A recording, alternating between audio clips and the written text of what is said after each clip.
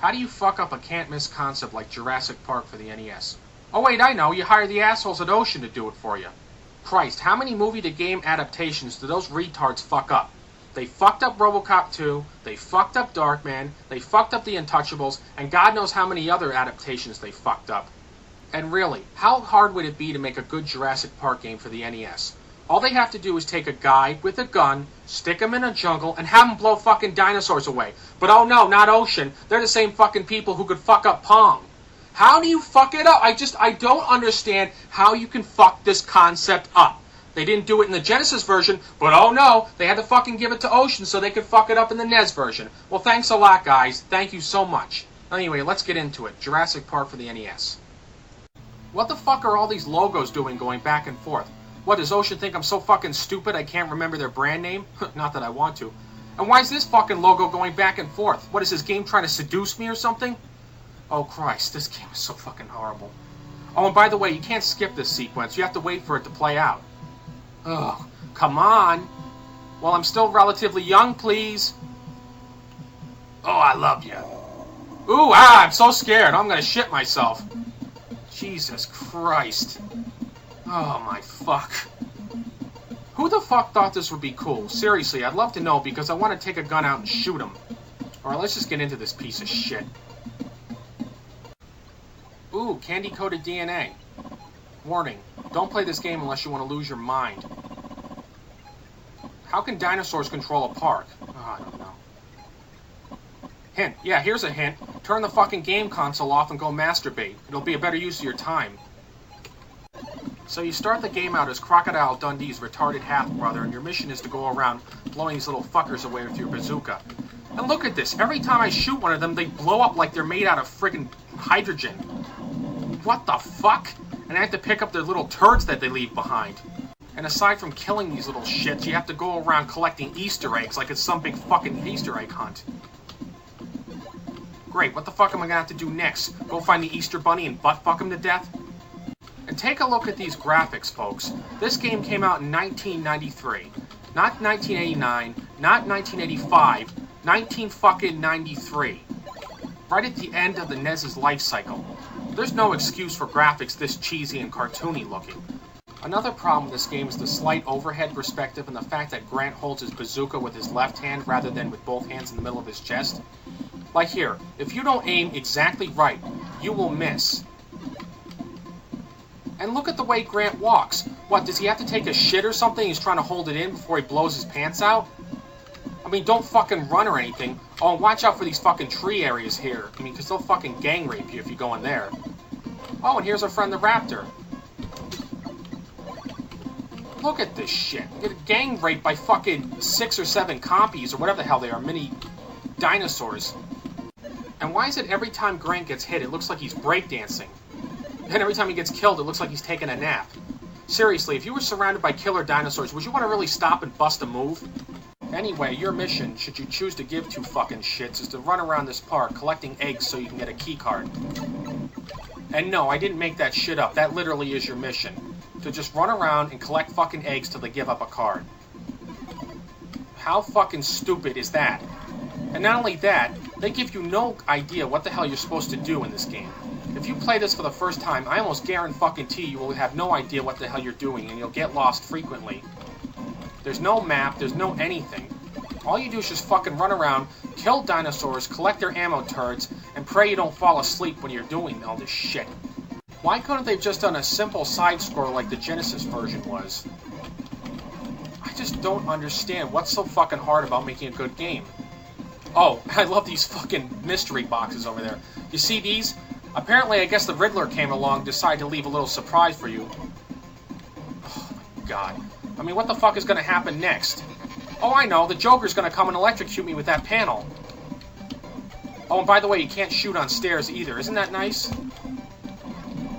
Oh, and if you love the gameplay, wait till you get a load of the music.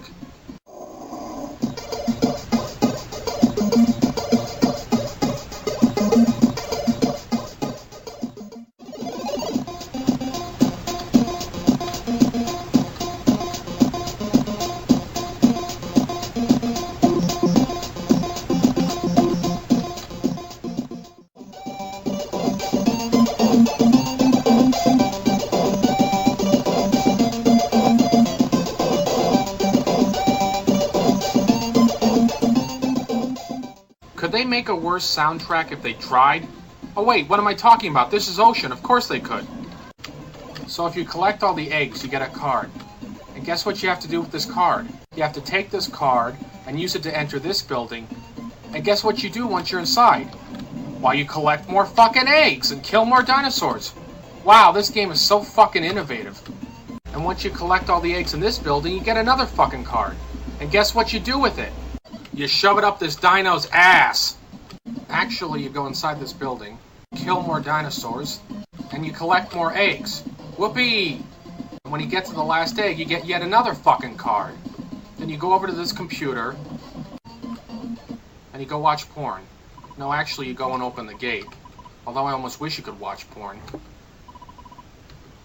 Well, thanks a fucking lot, ass-tard. Then you exit the building, and you make your way to the gate, which is now open. Well, I'd show you the boss, but it's so goddamn boring that I don't feel like playing this fucking game anymore. So I'm gonna quit.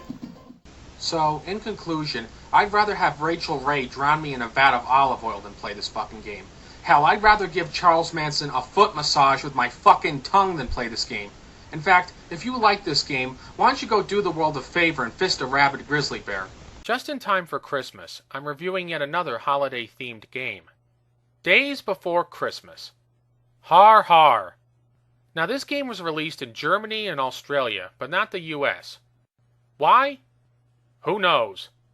But all I can say is thank goodness we didn't get this game in the US, because playing it is like getting smacked in the face with a Christmas stocking full of shit. Okay, maybe it's not that bad. Still, playing this piece of twat relish ain't exactly gonna raise my Christmas spirit. So anyway, let's get into it. Days Before Christmas for the Super Nintendo. I have to say that I do like the graphics in the game. They have a nice Christmassy feel about them, at least in most cases. And Santa Claus looks pretty good, although I don't know how you could fuck up his design. However, the roster of enemies leaves something to be desired. Snowmen, rats, penguins, jack-in-the-boxes. What the fuck? Why are all these things trying to attack Santa? What's next? Homicidal candy canes? Also, Santa's main attack is a little bit creepy looking. He launches frost from his crotch. Oh, and he can also occasionally launch fire too, like he's got some kind of STD or something. Yeah, that looks really classy. As for the controls, they're not that great. The big reason for this is because they're too damn slippery. Also, Santa moves pretty fast for a fucking fat man. I think they could have tightened the controls a little bit and made him move a little slower. The basic control scheme is pretty easy, though. The directional pad moves Santa up, down, left, and right. B allows you to jump, and Y allows you to attack. And you can change these controls in the option menu. Moving on to gameplay, it's really nothing that special. You play through multiple levels as Santa, and you have to stop the evil generic bad guy from ruining Christmas. So basically, it's like every other fucking Christmas game. Along the way, you can rescue Santa's elves and get points by blasting open certain presents. But you have to watch out because sometimes these presents contain enemies. Or worse, bombs. In fact, this game just loves to pull this bomb shit on you. Bombs! Bombs! Bombs! What the fuck is this? An Al-Qaeda Christmas? Actually, they're usually not that hard to avoid, but still, they didn't need so many. One of the biggest problems with this game, though, is that the screen doesn't give you enough room to see when you move ahead. So it's very easy to run into enemies and take cheap hits. This shit is so ridiculous! Why can't they center Santa Claus more and allow you to see ahead further? Simple shit like this. And they can't do it!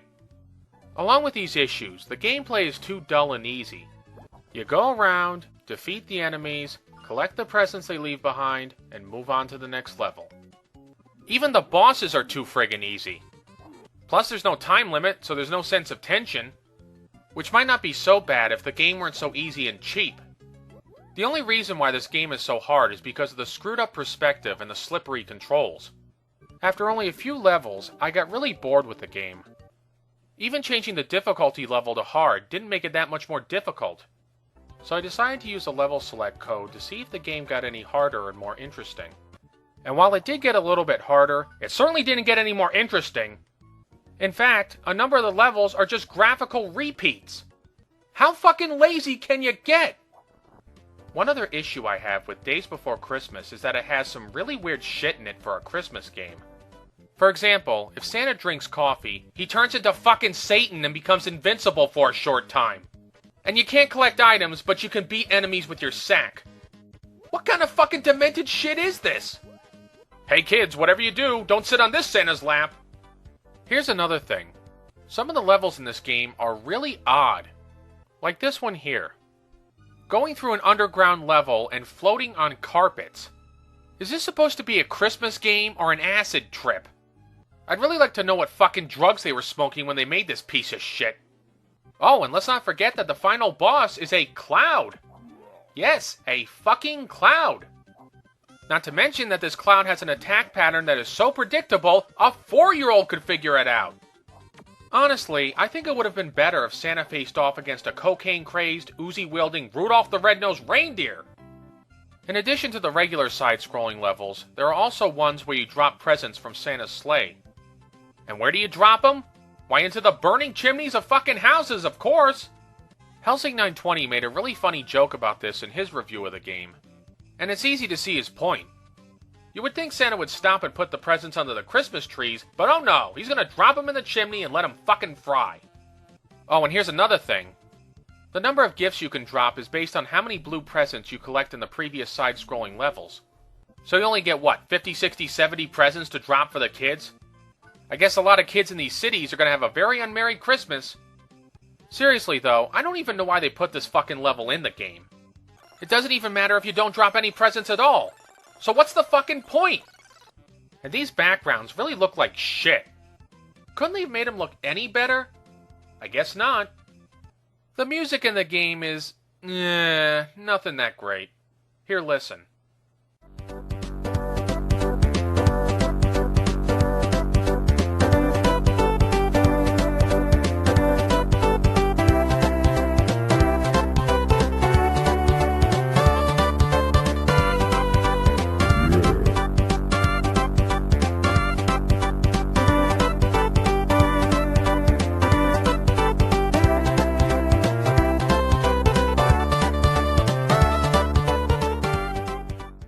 Christmas tunes are alright, but nothing that spectacular. Santa's voice, however, now that is fucking creepy. Listen to this. Ho, ho, ho. Merry Christmas. Who did the voice for this Santa Claus? Pinhead from Hellraiser? I suppose if you have nothing better to do on Christmas, you could play this game. But even then, I'm not sure it's worth it. It's long, dull, and repetitive, and it really doesn't have a lot to offer. So in conclusion, I suggest giving this game a pass. Unless there's somebody out there whom you really hate and you want to get him just the right rotten gift for Christmas. In that case, this is perfect. Before I end the review, I'd just like to wish all my subscribers a Merry Christmas.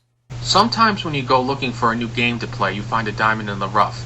Other times you find a turd encrusted with cubic zirconiums. In the case of Thunder Warrior, the game is definitely the latter. Now with a title like Thunder Warrior, you're probably expecting a cool game just from the title, right? Well, unfortunately, this game is one of the worst rip-offs of the Castlevania and Mega Man series I've ever played. In fact, it's so bad, it actually makes Friday the 13th and Rambo for the NES look good. That's right, it makes those two turds look like fucking gems by comparison. So without further ado, let's get into it. Thunder Warrior for the NES. Now before I begin, I have to say that this is an unlicensed game and Nintendo never authorized it. But even so, it's just so fucking lame. And look at our hero. Honestly, does this guy look like a warrior to you? He looks less like a warrior and more like some kind of burnout hippie who dyed his hair green. Oh my god, let's just get into it. I mean, you know you're in for a bad game when the fucking credit sequence looks lame. Oh, and does this scene remind you of a certain game? Maybe a game back from the late 80s with a whip-wielding hero? Way to go, guys. Way to fucking rip off Castlevania, you fucking jerks. And look, they even try to make it look cool by shifting back and forth, but they just can't hide the fact that this game is such a goddamn rip-off.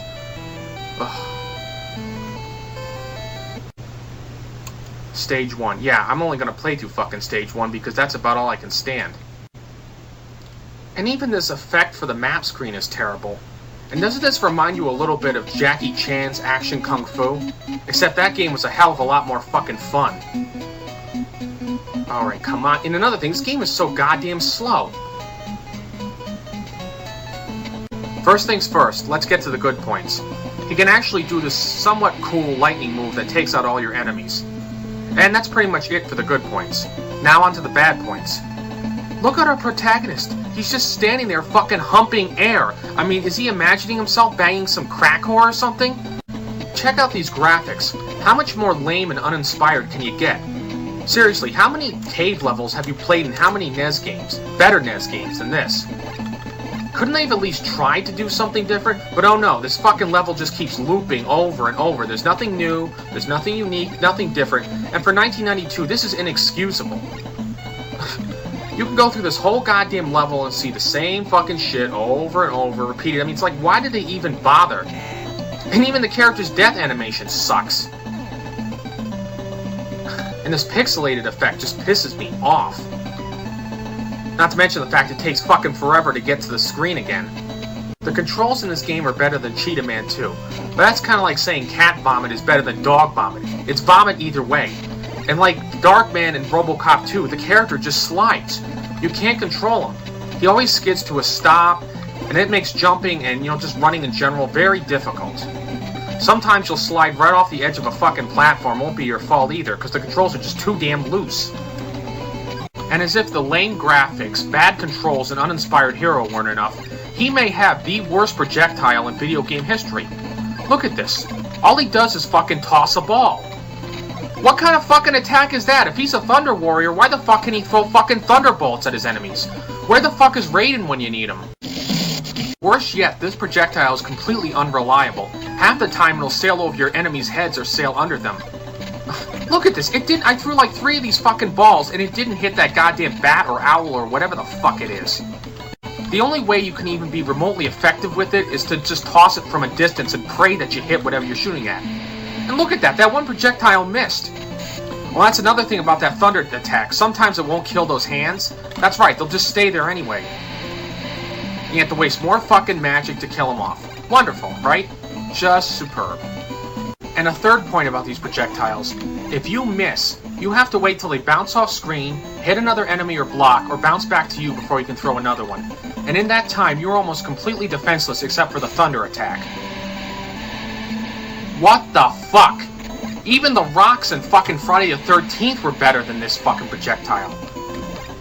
Oh, and that's another thing about that thunder attack.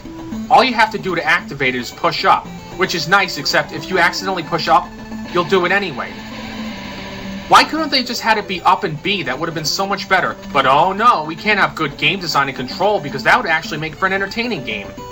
Look at these enemies. How many fucking side-scrolling NES games do they have fucking flying enemies? And they aren't even tough like the Medusa heads in Castlevania. And a hand that throws fucking, I don't know, is that lollipops or something? Or mutant bubbles or discs or something? How much lamer could the enemies be? And this is all you fight in the first level, through the whole damn thing. Just hands and fucking flying creatures. Wow, real innovation there. Oh, and if you get killed at any point in this level, even if you're at the end, you'll still have to go all the way back to the beginning again. That's right, it's not like Mega Man or Castlevania where if you get killed like halfway through, it'll put you there instead of putting you all the way back in the beginning. Nope, you have to do the same fucking repetitive shit all over again. And listen to this music. If this doesn't give you a headache, nothing will.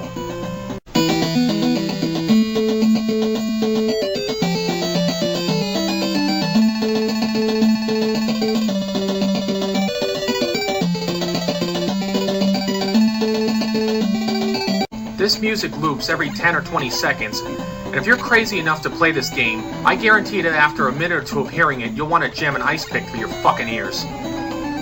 Oh cool, a bong. I guess this guy must be an ancestor of the dude from The Big Lebowski.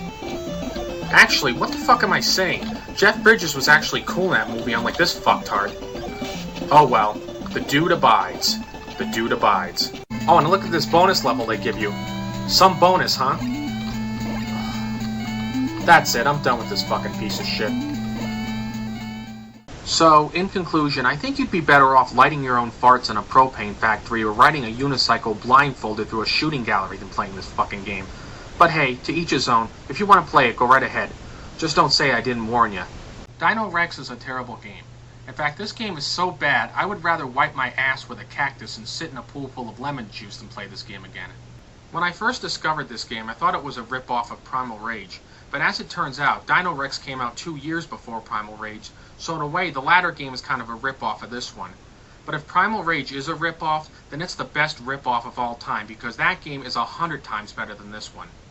Well, anyway, let's get to it. Dino Rex for the arcade. God, that fucking horn annoys the shit out of me. Wow. Real amazing graphics, huh? Oh, and I love this part. Look at this. Yeah, you got your usual text scrolling up. But wait a minute. Just stop and look at it. Look at this shit. Did a 5-year-old write this? You remember when the angry video game nerd pointed out the Bimmy and Jimmy mistake in Double Dragon 3? Or how they fucked up the text in Ghostbusters? Well, this is almost as bad, if not worse. First off, they spelled discovered wrong. And second of all, is that even a grammatically correct sentence? Some of clay figures discovered in the ruins of South America assume dinosaurs on which mankind ride? What? And the second sentence is even worse. From this, some were of the option that mankind and dinosaurs live together?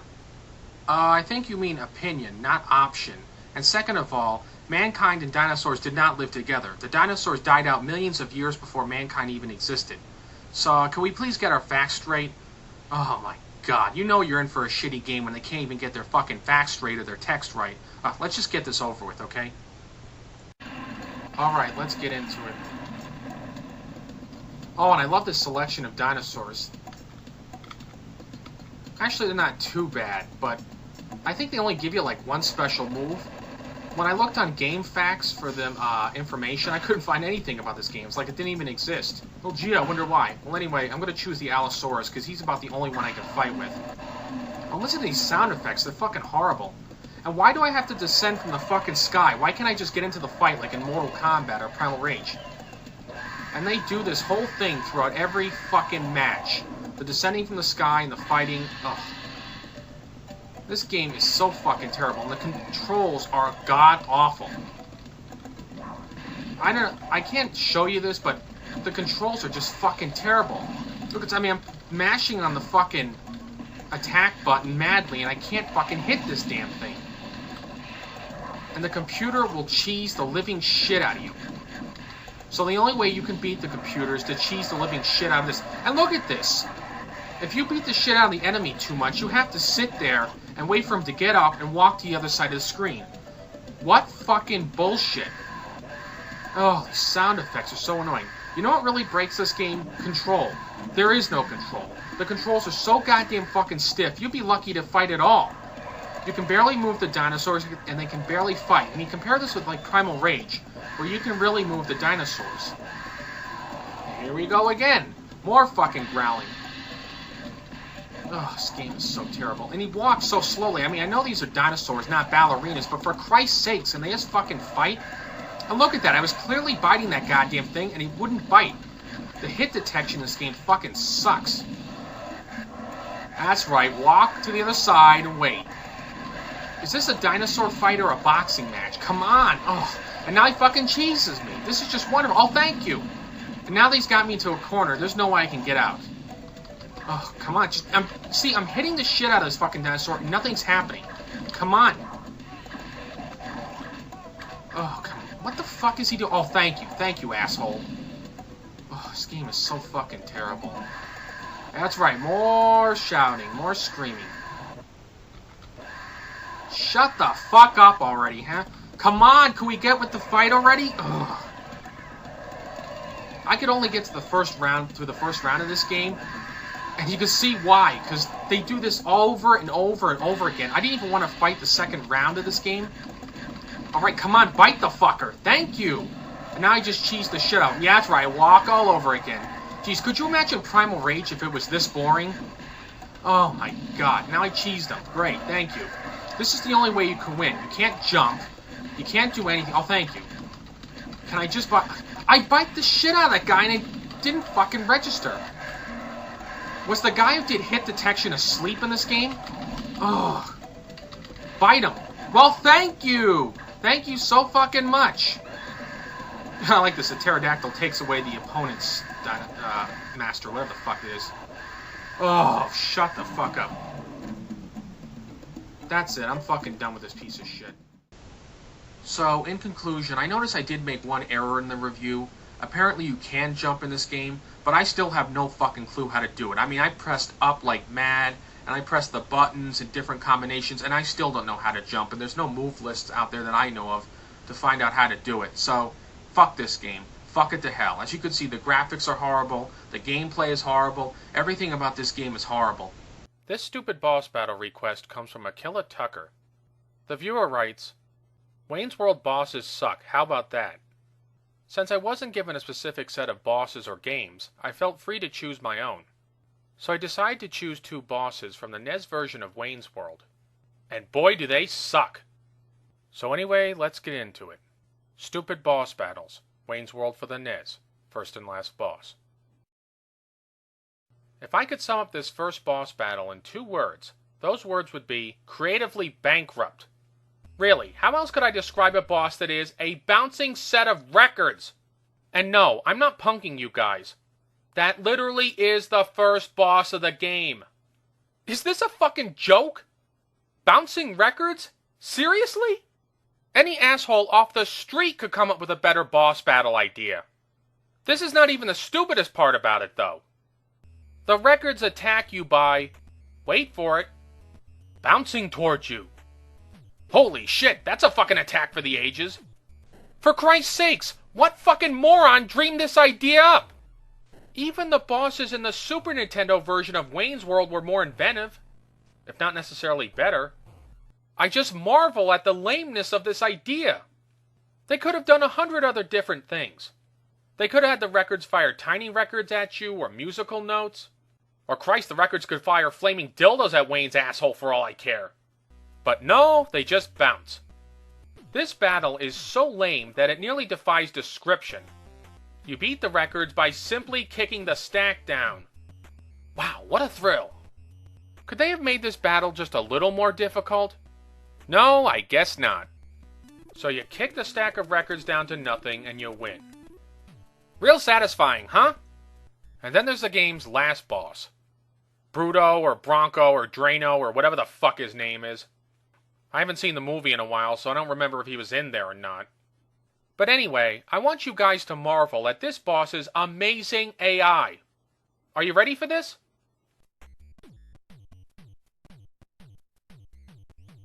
Yep, that's cutting-edge intelligence right there. Oh dear lord, where do I begin? Actually, it doesn't matter where I begin, because any way you slice it, this fucking boss battle is the pits. Let's start here. This boss could not be any stupider if they replaced his brains with Cool Whip. Could they maybe, just maybe, have given him some more effective attacks? Like a running jump kick or a headlock, or shit, a pair of nunchucks? And maybe increase his IQ above 7 points. On the plus side though, at least he and the records actually attack you. Unlike Pussy Von Bowser. But that ain't saying much. Out of the 2 bosses that I covered, I don't know which one is worse. But I do know what's worse than both of them combined. Namely, this game's ending. One screen with Wayne saying excellent. That's it. Excellent is the last fucking adjective I would ever use to describe the 2 aforementioned boss battles. Or this game's ending for that matter. So in conclusion, it's bad enough that the rest of this game is so terrible. But these 2 boss battles are so awful that they take this game to a whole new level of lameness. Cobra for the Commodore 64 is such a fucking horrible game that I hardly have the words to describe how bad it is. It's almost as if the game designers had this admittedly promising concept and said, let's run it into the fucking ground. And boy did they do just that. In fact, this game fails on so many different levels that you almost have to admire the audacity of its ineptitude. So anyway, let's get into it. Cobra for the Commodore 64. Only a second after Cobra gets out of his car, the enemies ambush him. I suppose I could start out by complimenting the game's graphics, but oh wait, I'm already dead. That's right, not even 10 seconds into the game and I've already lost 2 lives. Oh, better make that 3 lives.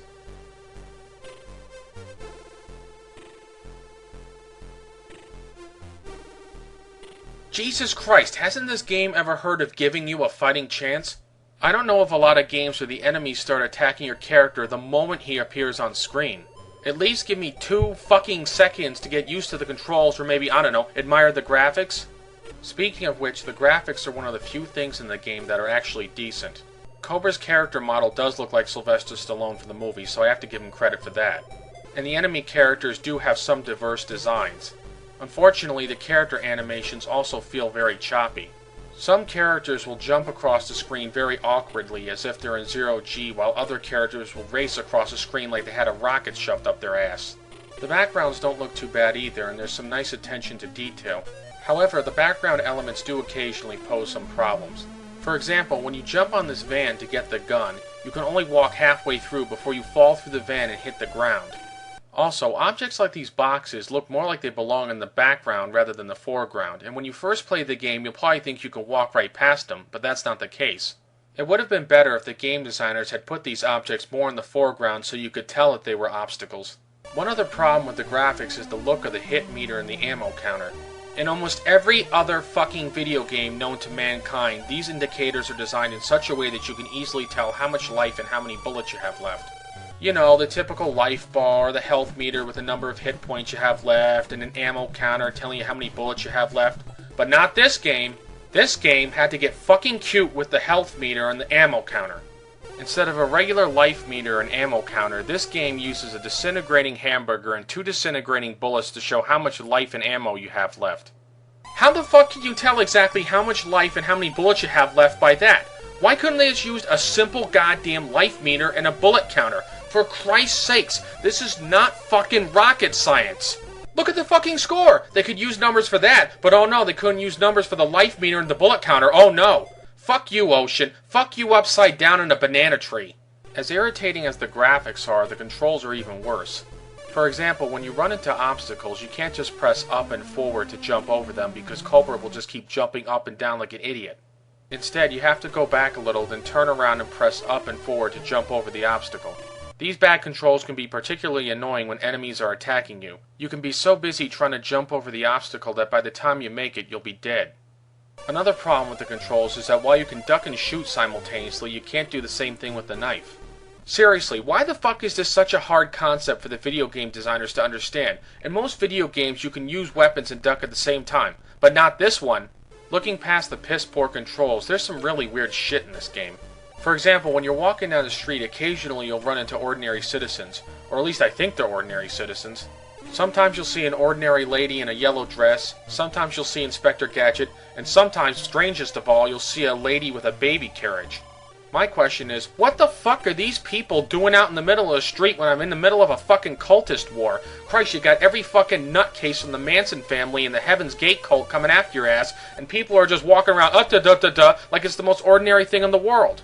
What's even fucking nuttier, though, is that if you touch them, you'll take damage, and if you touch them long enough, you'll die. Wait a fucking second. How the hell could Inspector Gadget kill me? What, did he give me the Go-Go Gadget dildo of death? For the love of Christ, if you touch the lady's baby carriage, it explodes and you lose one of your lives. What kind of sick shit is this? Even the movie wasn't this fucked up.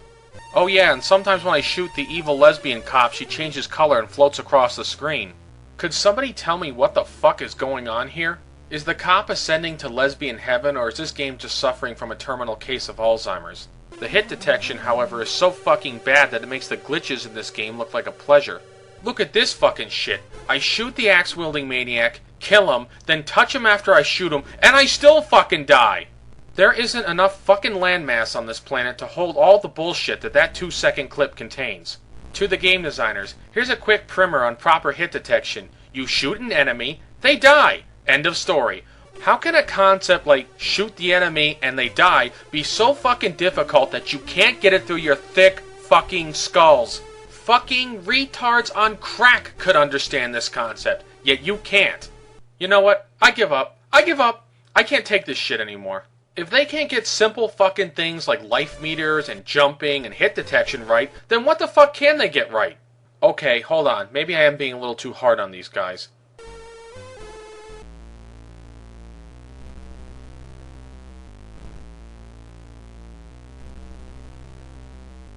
No, fuck that. They deserve it. Oh lord, this game can't even be consistent in its fuck-ups. So one minute the axe-wielding maniac passes under me, but his blade doesn't harm me, and the next minute it does. Hooray for consistency! And the bad hit detection doesn't stop at the axe-wielding Looney Tunes. I jumped out of the way of that knife, it missed me, but the game says otherwise. By the way, where the fuck did the knife go? Did it disappear into the ether or something? The gameplay is as bland as oatmeal made out of cardboard and sawdust. You go right, kill some bad guys, collect some weapons, kill some more bad guys, get to the girl, get out of the level, rinse, lather, repeat. Gee, I've never played that before. Would it have been too fucking much to ask for a little diversity in the gameplay? Maybe a driving stage based on the car chase in the film, or maybe a first-person shootout from the back of the truck? Nope, we can't give you that. Even after you find Bridget Nielsen's character, the game doesn't really give you much to do. You would think that after finding her, the game designers would, I don't know, maybe like have you protect her or something like he did in the movie. But no, she just follows you around like a fucking yutz. Oh yeah, and she can't be killed. You can be killed unfairly, but she can't. But of course, that's totally fair. The only other good thing I can say about the game is that the music by Ben Daglish is pretty good. Unfortunately, I hope you like listening to it because it's going to loop over and over again and that's all you're going to get. And if you think that this game is going to pull some miracle ending out of its ass, let me disabuse you of that notion right now. When you get to the end of the game, you get nothing! That's right, you get nothing. No boss to fight, no puzzle to solve, no obstacle to overcome, you just have to play the whole goddamn thing over again. For fuck's sake, even E.T., that turd of a game, had a fucking ending. But oh no, not Cobra, this game's too good for things like a decent ending or enjoyable gameplay. And since it can't even get those things right, it's not even worth your time playing it. So in conclusion, this game sucks harder than a whore giving a preacher a blowjob in a tornado. And unless you're really stupid, don't play this game. Don't play it for nostalgia value. Don't play it because you like Stallone movies. Just don't play it. I actually like Target Renegade for the NES. It's not the greatest side-scrolling beat-em-up ever, but it is a fun diversion for a few hours. However, despite the game's merits, there are two boss battles that I feel are really ridiculous. The third boss battle, and in particular the last one. So anyway, let's get into it. Stupid boss battles, Target Renegade for the NES. After beating my way through a parking garage, I finally come upon the third boss. And holy shit, what the fuck is that? Seriously, what the fuck is that thing? Is it like some kind of mutant? It looks like a half-grown replicant or Michael Berryman. Actually, I take that back. Michael Berryman looks a hell of a lot better than this guy. Anyway, you have to fight this Colossus, for lack of a better word, and the way he walks towards you is very odd. The walking animation is very stiff and unrealistic. It's almost like he's mentally retarded, and I hope not because I don't want to beat up some poor guy with Down syndrome or cerebral palsy or some other condition. Actually, I don't think it's mental retardation, I just think it's bad programming. So Professor X's roided out brother comes right at you and hits you with some kind of blow that I think is a punch. And right here we get an example of the game's bad hit detection. Look at this blow. It doesn't even touch me, yet I drop like I got hit with a fucking tire iron. If you're gonna program a character to punch, at least have the fucking punch connect. And his block is just goofy as shit. He crosses his arms over his chest. How is that a block? That's not a block. He's doing the fucking Macarena. That's what he's doing. And there's other programming oddities with this guy. Like he walks away from you, goes to another spot, and stands there walking in place. Who programmed this fucking boss? The guys who made E.T. for the Atari 2600? It's not even like he's strategically retreating or anything. It's like he's confused and he doesn't know where the fuck he is. Oh, and I love the sound that your character makes when old Baldy hits you. Wah! Who the fuck sounds like that when they get hit? But the worst thing of all is that this guy's attack pattern is so damn predictable. You can't kick the guy because it won't do any damage, and you can't punch him repeatedly because it'll retaliate with a strong blow and take away a shitload of your health. So what you have to do is punch him once, then move away. Then punch him again, and move away. Then punch him again, and move away. Are you starting to see a pattern here? And that's all you have to do to beat him. Christ, couldn't they have given this guy's AI a little boost? You know, make him a little smarter, maybe give him a Flowers for Algernon-like treatment and make him a little bit more formidable? Nope, we're just going to make him go up and down repeatedly like a dope and get hit a bunch of times. And 2 attacks is all this guy has.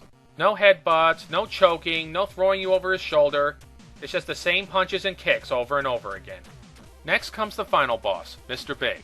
Oh, and Mr. Big turns out to be a midget. What a knee slapper!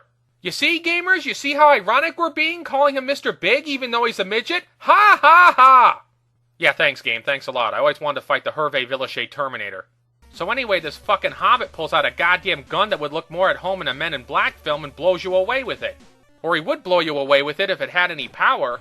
Look at how slow the bullet goes. And look at how little damage it causes you. Jesus Christ, Baldy's kick causes you more damage than a fucking gun. How does that make any sense? Remember Sabu, the final boss in the original Renegade?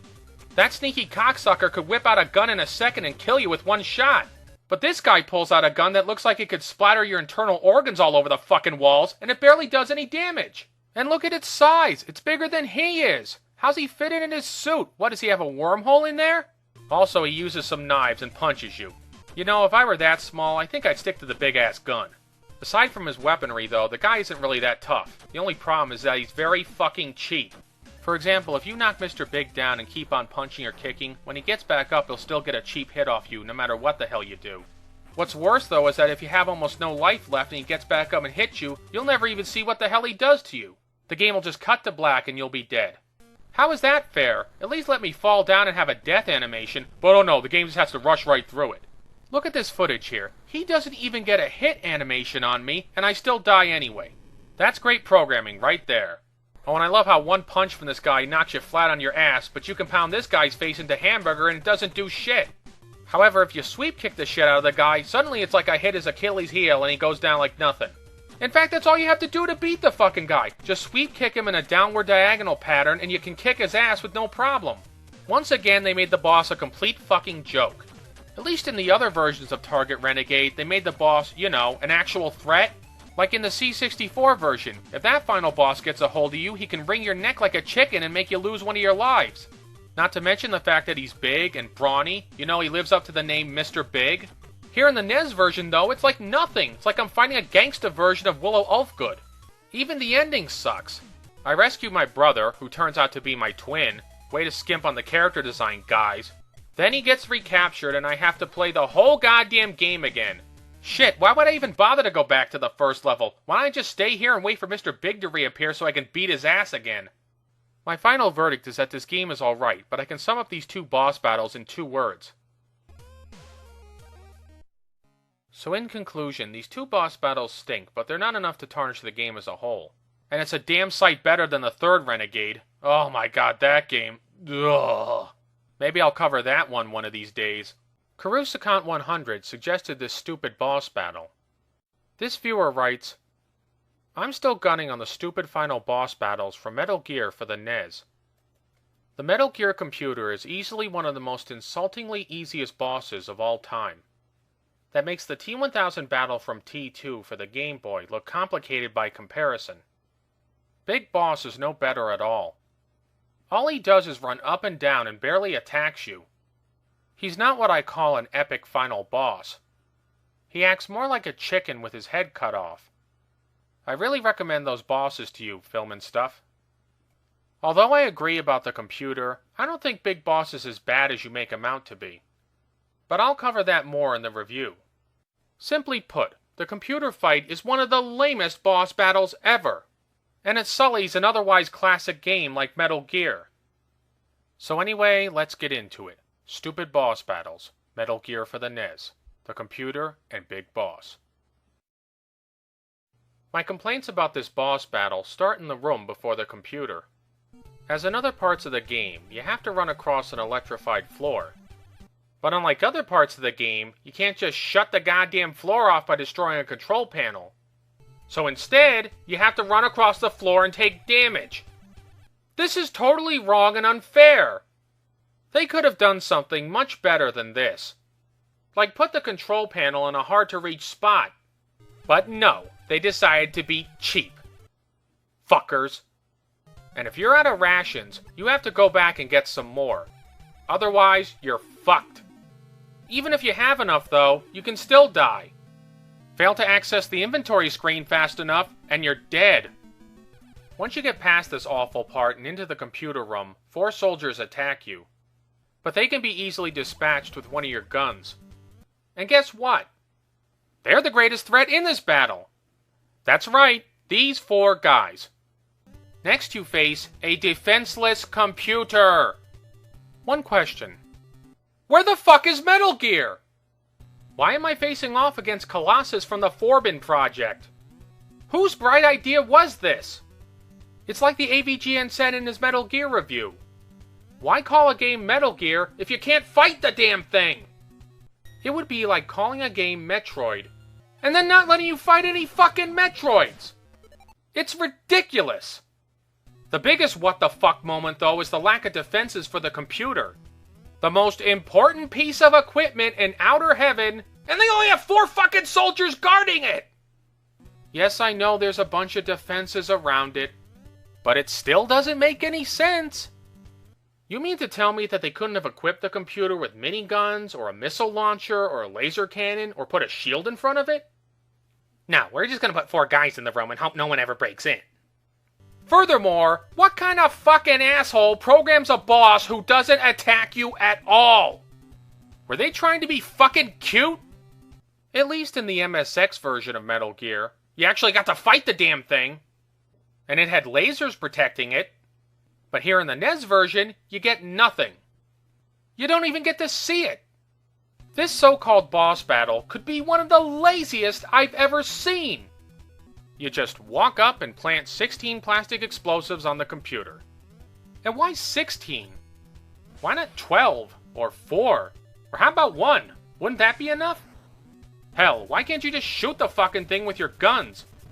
Oh, who the fuck knows? You don't even have to put the explosives in a certain pattern like in the MSX version. Admittedly, that was stupid too. But at least it added some challenge.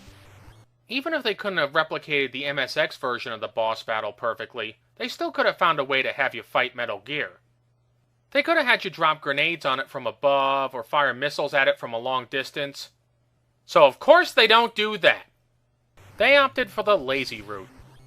Good job, guys. So you plant the explosives and destroy the computer. Wow, what a thrill. This is about as exciting as popping a pimple on your ass crack. Once the computer's gone, a timer activates and you have to escape the base. So the game finally decides to add some conflict. Talk about too little, too late. Why couldn't they activate the timer when you enter the room? Heaven forbid I should actually feel a little pressure while playing this game. Anyway, you go to the next room and Big Boss reveals that he's the main bad guy, yada yada yada. Now Karusakant slammed him, but I don't think he's actually that bad of a boss. And why, you might ask? Well, for one thing, he actually fucking attacks you! 2, he doesn't stand still. And 3, the timer actually adds some tension to the battle.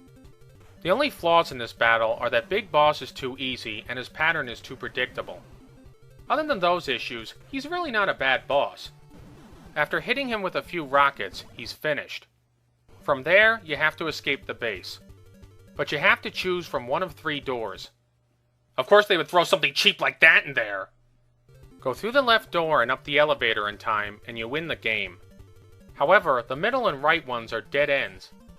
Go in either one of them and you'll probably get blown up and lose the game. As for the ending, it's not that great, but at least it's fair. What I mean is that it concludes the story in a satisfying manner. Which is more than I can say for Snake's Revenge. Bottom line, the computer is one of the weakest bosses in any NES game. And they should have nixed the idea and had you actually fight Metal Gear like in the MSX version. So in conclusion, don't call your game Metal Gear and not let us fight the damn thing. That is such a dirty, lousy cheat. Although Toadman is a bit goofier, Topman strikes me as one of the silliest ideas for a Mega Man boss ever. So anyway, let's get into it. Stupid boss battles. Mega Man 3 for the NES. Topman. Everything about Topman seems off. Even his level's design is fucking weird. Aside from the top platforms and the top shooting guys, what the fuck does this have to do with tops? And why tops? What's so fucking great about them? Did the programmers play with them as kids? Frankly, this should have been one of the first ideas that they've rejected, because it's just ridiculous. At this rate, they may as well have called him Twatman. Yeah, he could run around shooting vaginas with metal teeth. At least that would be a little less silly. Anyway, let's get to the boss himself. Topman has 2 different types of attacks. One is where he fires 3 tops into the air and they home in on you. Now this is an effective attack. Or it would be if it wasn't so easy to dodge. Just slide out of the way and you're clear. Maybe if they had varied the number of tops in their attack pattern, it would be effective. But no, it's the same damn thing over and over again. The second attack is that he does this top spin with his body. And while he does it, he's invulnerable to all weapons. After he does his little spin for a while, he comes at you. Now this attack can do some damage, but not that much. And it's so easy to avoid because he takes for fucking ever to come at you. You could get a bagel and a blowjob in the time it takes him to move. Plus this attack looks so fucking stupid. Like, duh, I'm gonna go spin. The worst thing of all, though, is that he never varies his attack pattern. If he did that and maybe moved a little fucking faster, he'd actually be a threat. But no, he just throws his little tops and does his little spin over and over again. And when he's not spinning or moving, he's such an easy target. Just keep shooting him with your Mega Buster and he's no problem. And if you have the hard knuckle, it's even easier. 4 shots, boom, he's done. Once he's defeated, Top Man gives you quite possibly the worst weapon in the Mega Man series. The top spin. Yes, this piece of crap attack that makes Mega Man look like a gay, autistic ballerina. Oh, look at me, I'm Mega Man and I'm doing a Pulsey level spin. Not only does the attack look stupid, it's also virtually worthless. Although funny enough, it is very useful in one spot. Namely the final battle with Dr. Wily. After you get Wily's robot down to half health, you just hit it once in the head with the top spin, and you win! How fucking lame is that? First off, how could the game designers ever expect you to figure that out? And second, how can you make a robot so badly designed that a spin beats it? Ay, ay, ay, ay, ay. Out of all the bosses I covered for this month, Top Man is the least worst. But when compared to some of the other Mega Man bosses, he's still pretty weak. So in conclusion, Mega Man 3 is such a good game that Top Man really doesn't bring it down. However, with a bit more imagination, I think they could have come up with a better boss than him. Toadman has got to be one of the lamest, if not the lamest boss battle in Mega Man history. So anyway, let's get into it. Stupid boss battles. Mega Man 4 for the NES. Toadman. This is a case where I think the level itself is far harder than the boss. But once you get to Toadman, the challenge is over. First of all, when he shows up, he looks so fucking stupid, it's mind-boggling. He's fat, green, and ugly, and appears about as threatening as a rabbit fart. Was this really the best that Capcom could do? Toadman? What's next? Dildo Man? You could tell that by Mega Man 3, they were really starting to run out of names for Robot Masters. So by the time number 4 rolled around, they were probably like, well, shit, we already used Top Man and Snake Man. What the fuck do we do now? I know, Toadman! Okay, fine, as long as he ain't shit, man. Use it. But really, Toadman is one of those Robot Masters that should have just stayed on the drawing board. So you start the fight, and from the beginning, he's a pushover.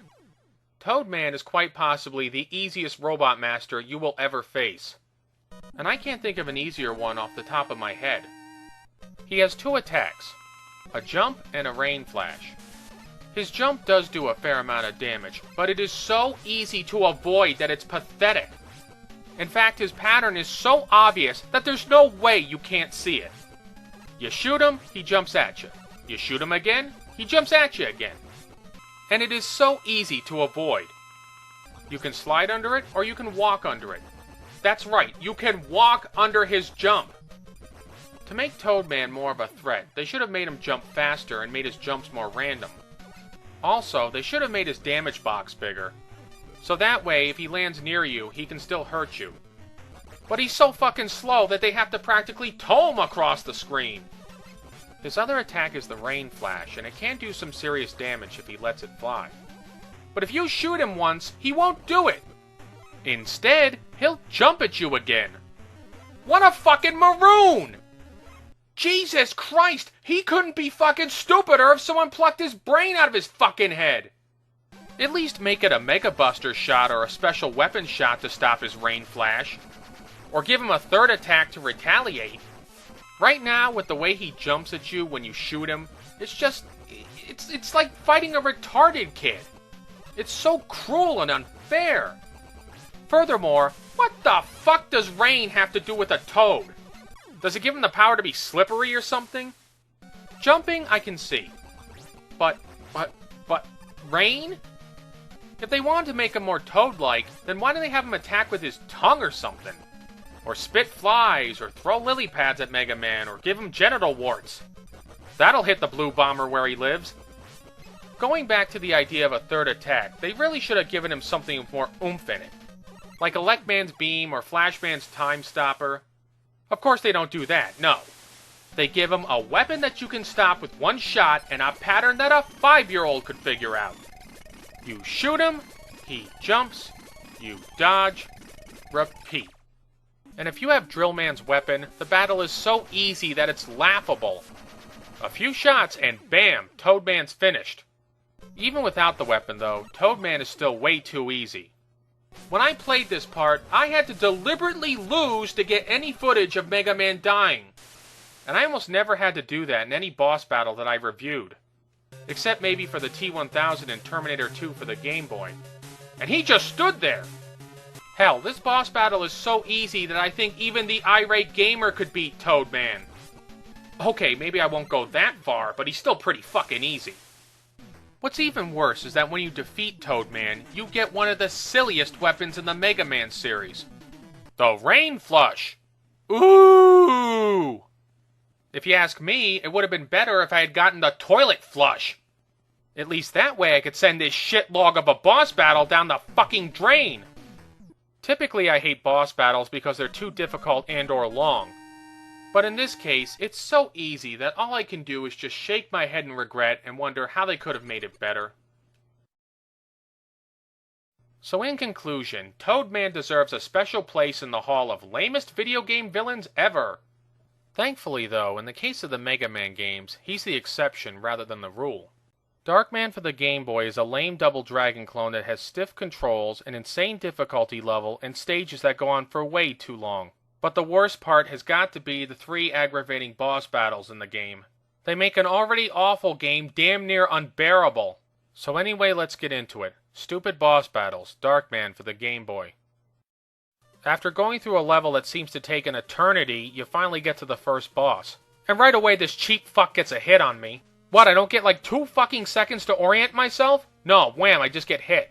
That's real fucking fair, right?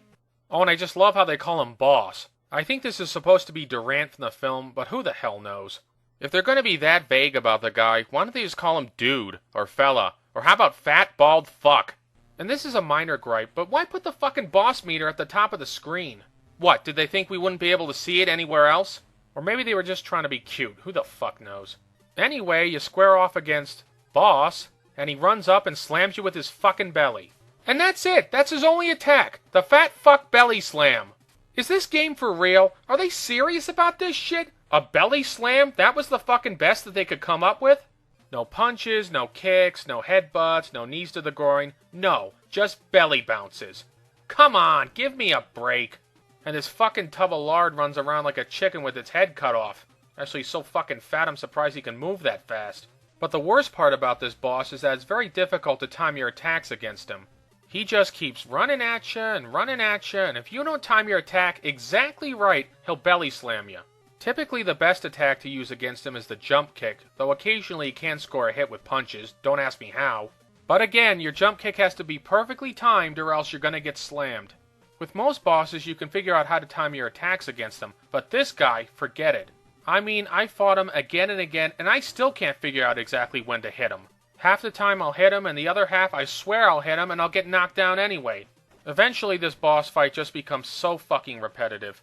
He runs, and you jump kick him, and either he knocks you down, or you knock him down. And then it happens again, and again, and again. Sounds like real fun, right? So finally, after about 3 trillion hits, you send Sir Lardass up to that big old golden corral in the sky, and you move on to the next level. The second boss battle is the least awful of the 3. But then that ain't saying much because they're all pretty fucking awful. Right away though, there's problems with it. You start the battle on a rooftop and you have to jump from the roof onto a helicopter landing strut. And of course this jump sounds so easy, until you actually do it. That's right, it's one of those pissy jumps where your timing and spacing has to be absolutely perfect or else you fall right through the goddamn strut. And if you miss, you automatically lose a life. Oh yeah, and you also only get a limited number of lives and no continue, so if you fuck up too many times, it's back to the beginning. Look at this fucking crap. Bad collision detection, anyone? I am landing on the goddamn strut, but no, I just magically pass right through it. They couldn't just put the goddamn helicopter on the roof. No, they had to be fucking cute and make you jump onto it. Fuck these game designers up the ass with a jackhammer. And then we get to the actual boss battle, which, in all honesty, is not too bad. Unlike the last one, at least this boss has a couple of different moves, and you can't just use jump kicks against him because he'll dodge them. So instead you have to resort to good old-fashioned fisticuffs. But once again, the problem is that there's no strategy. It just boils down to pointless button mashing. He beats you, you beat him, you both beat each other up until one of you is dead. And the strangest thing of all is that you can't fall off the helicopter. So let me get this straight. You can fall off the helicopter when you jump onto it, but you can't fall off when you're actually on it. Another problem I have with this boss battle is that there's no music. Instead you hear the constant sound of the rotor blades, which gets very annoying after a short time. Okay, to be fair, it is realistic. Alright, you would constantly hear it. But still, this is a video game. After a while, couldn't you just shut the goddamn noise off and put some music on? No.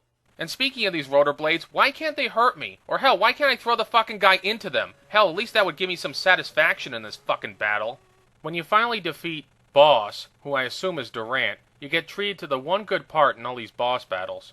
Darkman escapes onto a passing truck and the chopper crashes into the top of the tunnel. Savor it, folks. Savor it. Because this is the only goodness you're ever gonna get out of this game. The last boss fight is by far the fucking worst. You have to jump into a chain, swing across a pit, and land on another platform where Strack is waiting for you. Oh, I'm sorry, it's not Strack, it's Boss! For Christ's sakes, couldn't they have bothered to just type the goddamn names in there? 6 fucking letters. Strack, Durant. 6 fucking letters, and they can't do that. Oh, forget it. So Boss is waiting for you on the platform, and like the movie, he has the rivet gun, so I'll give him a point for that. Of course, just like before, they don't give you any fucking time to orient yourself. And get this, 1 hit with the rivet gun and half your life's gone. 2 hits and you're dead. So if you have no lives left and you get hit twice, you're going back to the beginning. And all the shit you fought through and all the battles you won, they don't mean anything. They couldn't have made it so that you could get hit 3 or 4 or 5 or maybe even 10 times before you went down? No, twice. That's it. Right about now, I'm wishing I could shoot the game designers with a rivet gun. So this game gives you no time to figure out this guy's pattern. You just have to get killed a bunch of times until you figure it out. And worse yet, I don't think they did any kind of play testing or tweaking on this fight because look at this. That's right, I can jump right next to this numbnuts and he doesn't do anything. Hey, hello, asshole, I'm right next to you. Want to turn the gun on me? Ugh, fucking retard. And just like the first boss battle, to defeat this dumbass, you gotta use jump kicks. You jump kick him once, he flips to the other side. You jump kick him again, he flips back to the other side. On and on. It's like some kind of stupid-ass ballet where I kick you and you flip back and on and on and on. This was the best that they could do with Darkman, folks. You jump kick a guy and he flips back and forth. And they charged $50 for this shit back in the day. $50. If that ain't highway robbery, I don't know what is. Once you beat Waltzing Matilda, you swing across another pit and finally reach the end of the game. And correct me if I'm wrong, but at the end of the movie, didn't Darkman leave Julie behind? He didn't just embrace her lovingly. Okay, fine, whatever. Look, they can just float up to heaven, I don't give a fuck, as long as the goddamn game is over with. Bottom line, folks, these boss battles suck ass, don't play the game. So in conclusion, these wonderful boss battles are brought to us by our friends at Ocean. Why am I not surprised? You know, I shouldn't even review Ocean games anymore. I should just post a video with the word Ocean on it and say fuck for 3 minutes straight. Because that's exactly what I feel like almost every time I put on one of their games. Despite being a blatant ripoff of Rolling Thunder, Navy SEALs is a good game. Now some of you might reasonably ask, why am I giving Navy SEALs a pass for being a Rolling Thunder ripoff when earlier I slagged all over Codename Viper for the exact same sin? Well, in the case of Navy SEALs, I think that the game designers did more with less. In other words, they managed to take the most technologically limited system in the NES library and actually make a Rolling Thunder clone with a few new ideas in it. Unlike Capcom, who basically rehashed Codename Viper point for point from Rolling Thunder. They could have done so many different things with the NES version. They could have had so many ideas, like taking hostages, or non-lethal kills, or new weapons. They could have done so much, but oh no, they just had to make the same fucking game practically, aside from a few minor differences. But do you want to know what the most amazing thing about Navy SEALs is? Guess who the game designers are? That's right, Ocean. Can you fucking believe it? Because I sure can't. In fact, I'm fucking flabbergasted. I'm gonna have to look out the window to make sure the world didn't end or I didn't end up in some kind of Twilight Zone alternate reality. Remember that these are the same assholes who fucked up Darkman, RoboCop 2, Jurassic Park, Hook, The Untouchables, and God knows how many other movie-to-video game adaptations. Yet when they get some small patriotic war movie from 1990 on a technologically limited system, they somehow manage to make something that doesn't make me want to slip my wrist 5 minutes after I start playing it. Can you figure that one out? Because I sure as hell can't. Hell, maybe they murdered all the game designers from all those other crappy adaptations and temporarily replaced them with pod people who could actually make good games, then they killed them off later on. I don't know, who knows. Anyway, let's get into it. Navy SEALs for the Game Boy. Normally I'd be reaching for the off switch right about now, but let's just pretend that a good game company made this instead of Ocean. Now before I begin, I have to say that I haven't seen the whole Navy SEALs movie.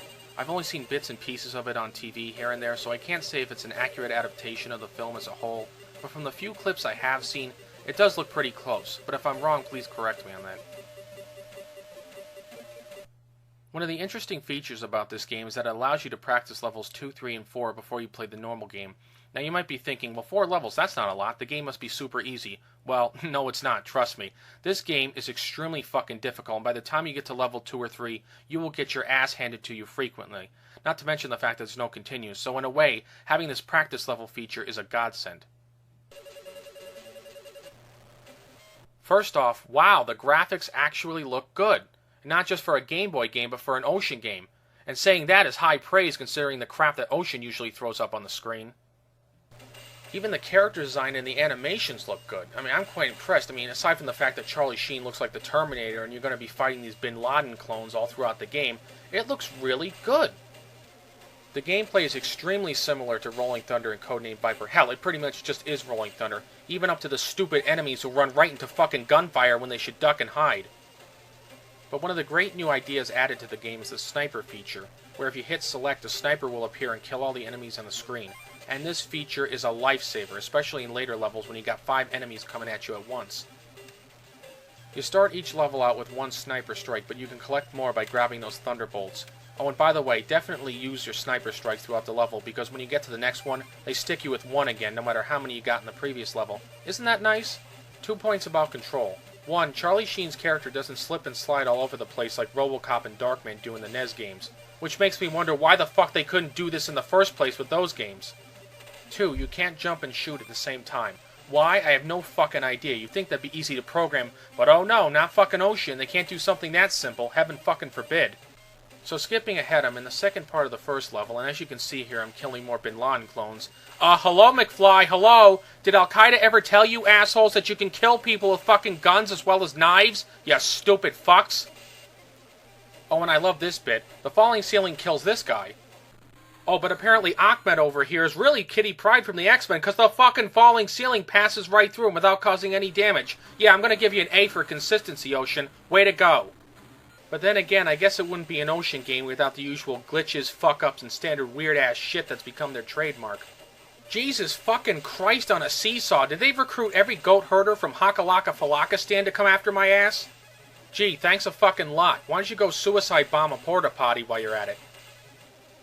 So apparently this is what passes for artificial intelligence in the game. Instead of running at you like a maniac, the suicide bombers crawl towards you. Yeah, real outside-the-box thinking there. Oh, and Ahmed gets me again. Thanks a lot, buddy. Why don't you go do the world a favor, super glue your dick to a camel's asshole, and have him drag you across the desert, you fuck. The music in this game is pretty good, but the only problem is it keeps repeating over and over again, so I hope you like it. Wait a minute, is fucking Charlie Sheen mooning me? Is that fucking bastard mooning me? He's fucking mooning me! Fuck you, Charlie Sheen, and you know what? Fuck the Wolverines too, you bastard. My biggest criticism with the game is that I don't think it does enough with the Rolling Thunder formula to distinguish it from that game or Codename Viper. Now, if they had added a few more tasks in the game, or given you items to collect, or things to do, then maybe it would have been a better game, because at least you have something different to do, or hell, even an RPG element. But as you can see here, all you do is you just go around killing one goat herder from Hakalaka Falakistan after another, and it gets a little wearying after a while, so maybe it's just as well it's only 4 levels. However, if you're looking for a good generic shooter in the Rolling Thunder vein, I would definitely recommend this game. So, in conclusion, the fact that Ocean made an actual good game for once really gives me hope that maybe, just maybe, I can find other good Ocean games. Yeah, right! And if you believe that line of bullshit, I got a nice house on the moon I want to sell you. Let's face it, folks, with all this shit that Ocean has slung out through the years, this game's gotta be some kind of fluke. Seriously, I don't see how the fuck a company with their kind of track record could ever make a game this good. Or who knows, maybe it was divine intervention. Maybe God or Allah or whomever came down from the mountain and said, okay, for once you're gonna make a good fucking game, but after that you're gonna keep on cranking out shit. Or who knows, maybe I should look into that pod people theory.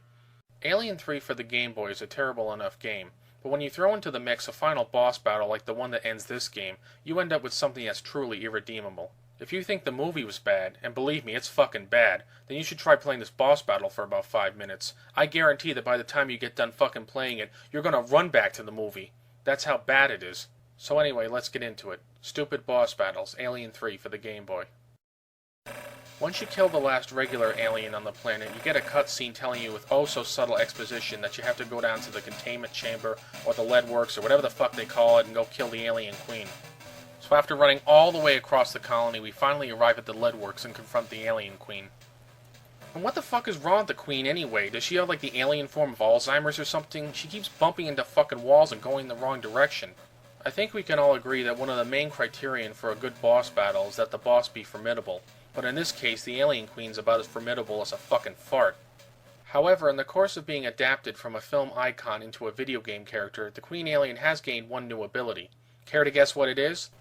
She can teleport, folks. Oh my god, that's fucking amazing. No, it's not just amazing, it's... Oh ho, it's magic! You know, never believe it's not so! Seriously, folks, what the fuck? When did the alien queen turn into Nightcrawler from the X-Men or Gully Foyle from The Star's My Destination? Even though it's a Game Boy, couldn't the company that made this fucking game spare enough processing power to keep the fucking alien queen on the screen at all times?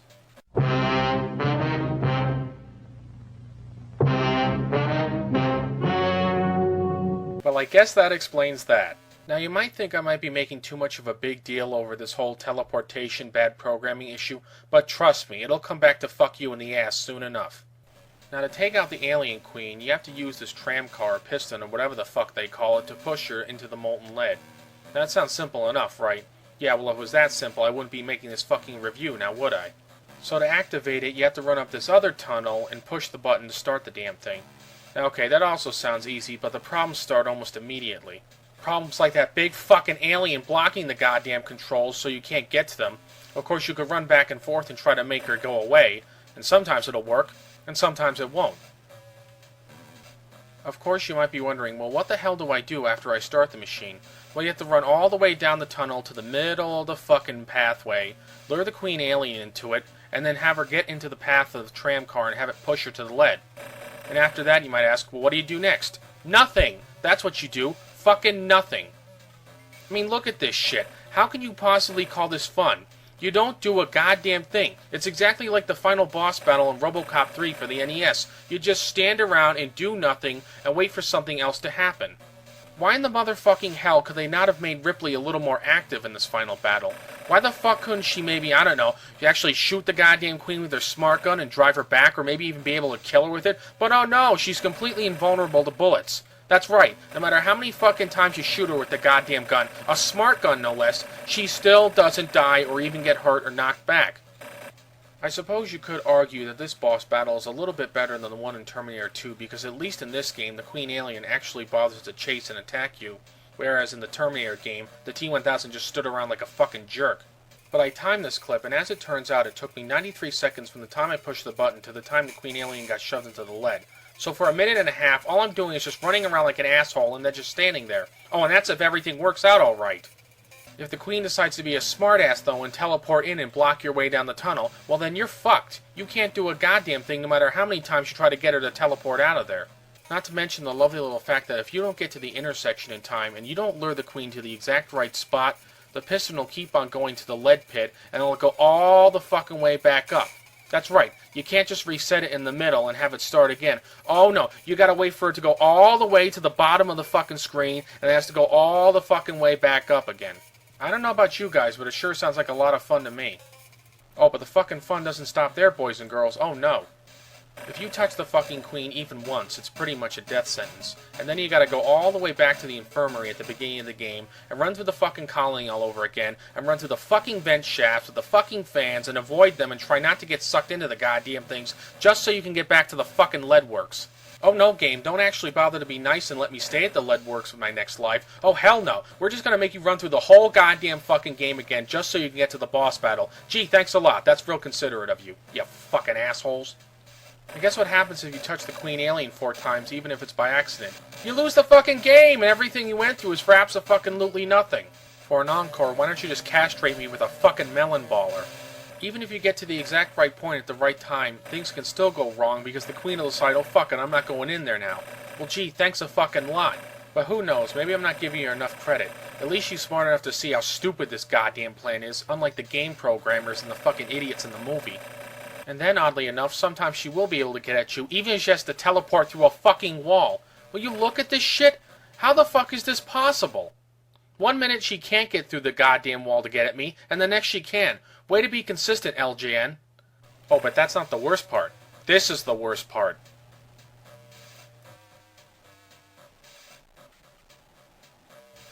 What the fucking hell? 1 minute she was here, and the next she pulled a goddamn fucking Houdini on me. What is this fucking Mickey Mouse bullshit? Are you fucking kidding me? How is this fucking fair? 1 minute I got her in the trap, and the next, poof, she's just fucking gone like that. Thank you, game. Thank you so fucking much. Oh, and now she decides to appear on the other side of the fucking screen.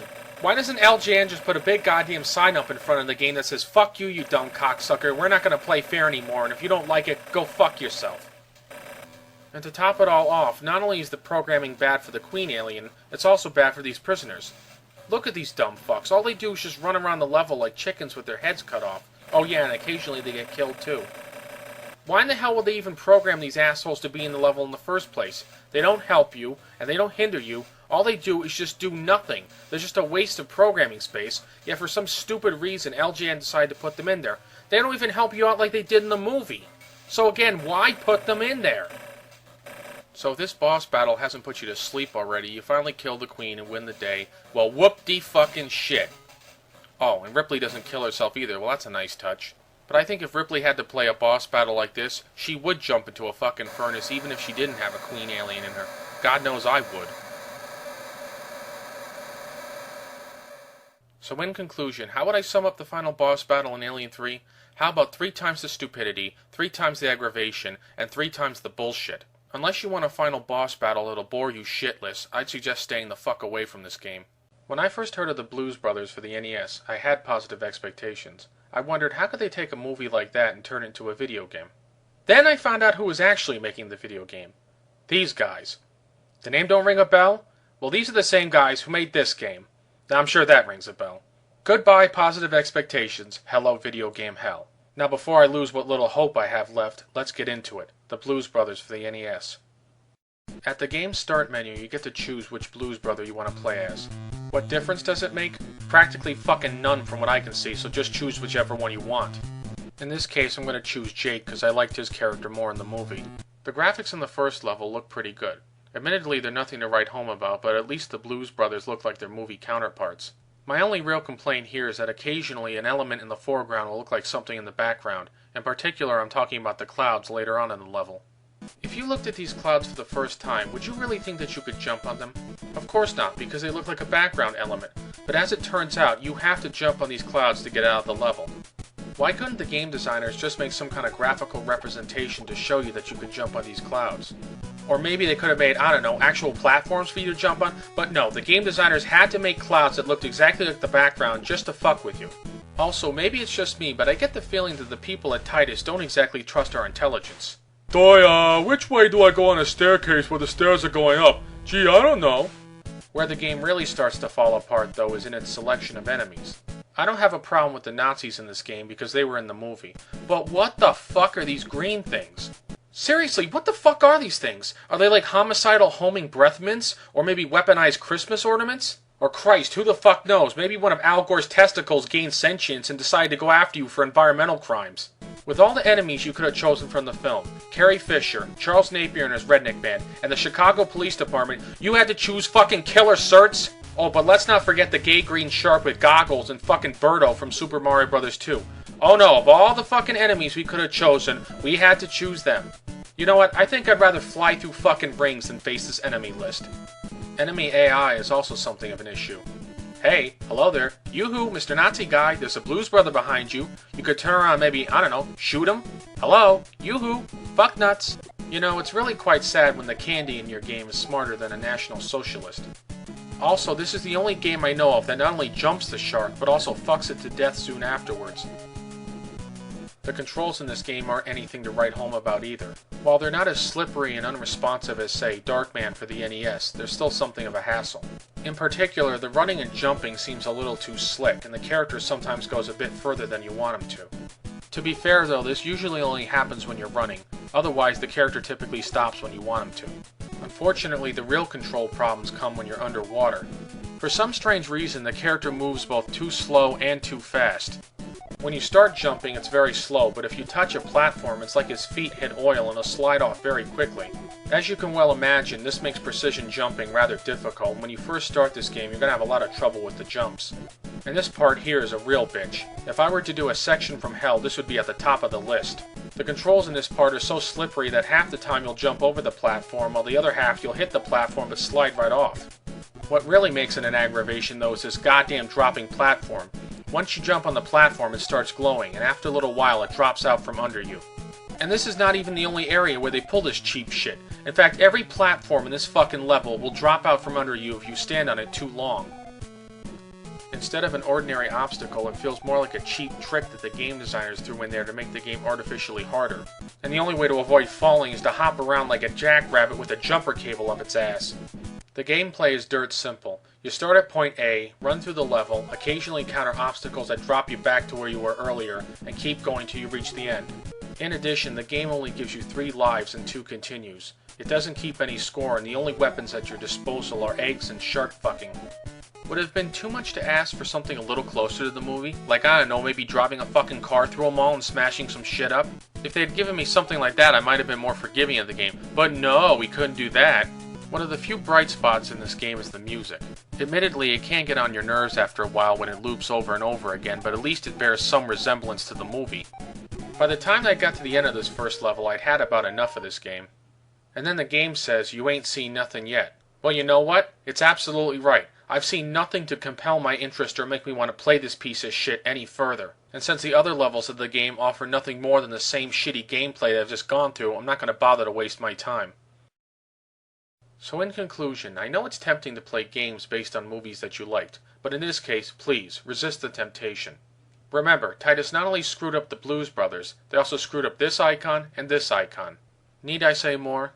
I thought I'd try something a little different today. Instead of reviewing the whole game or the first level, I thought about doing the last level, because the last level of this game is a real pain in the ass compared to the first 4. Oh, LJN proudly presents, as opposed to sadly presents.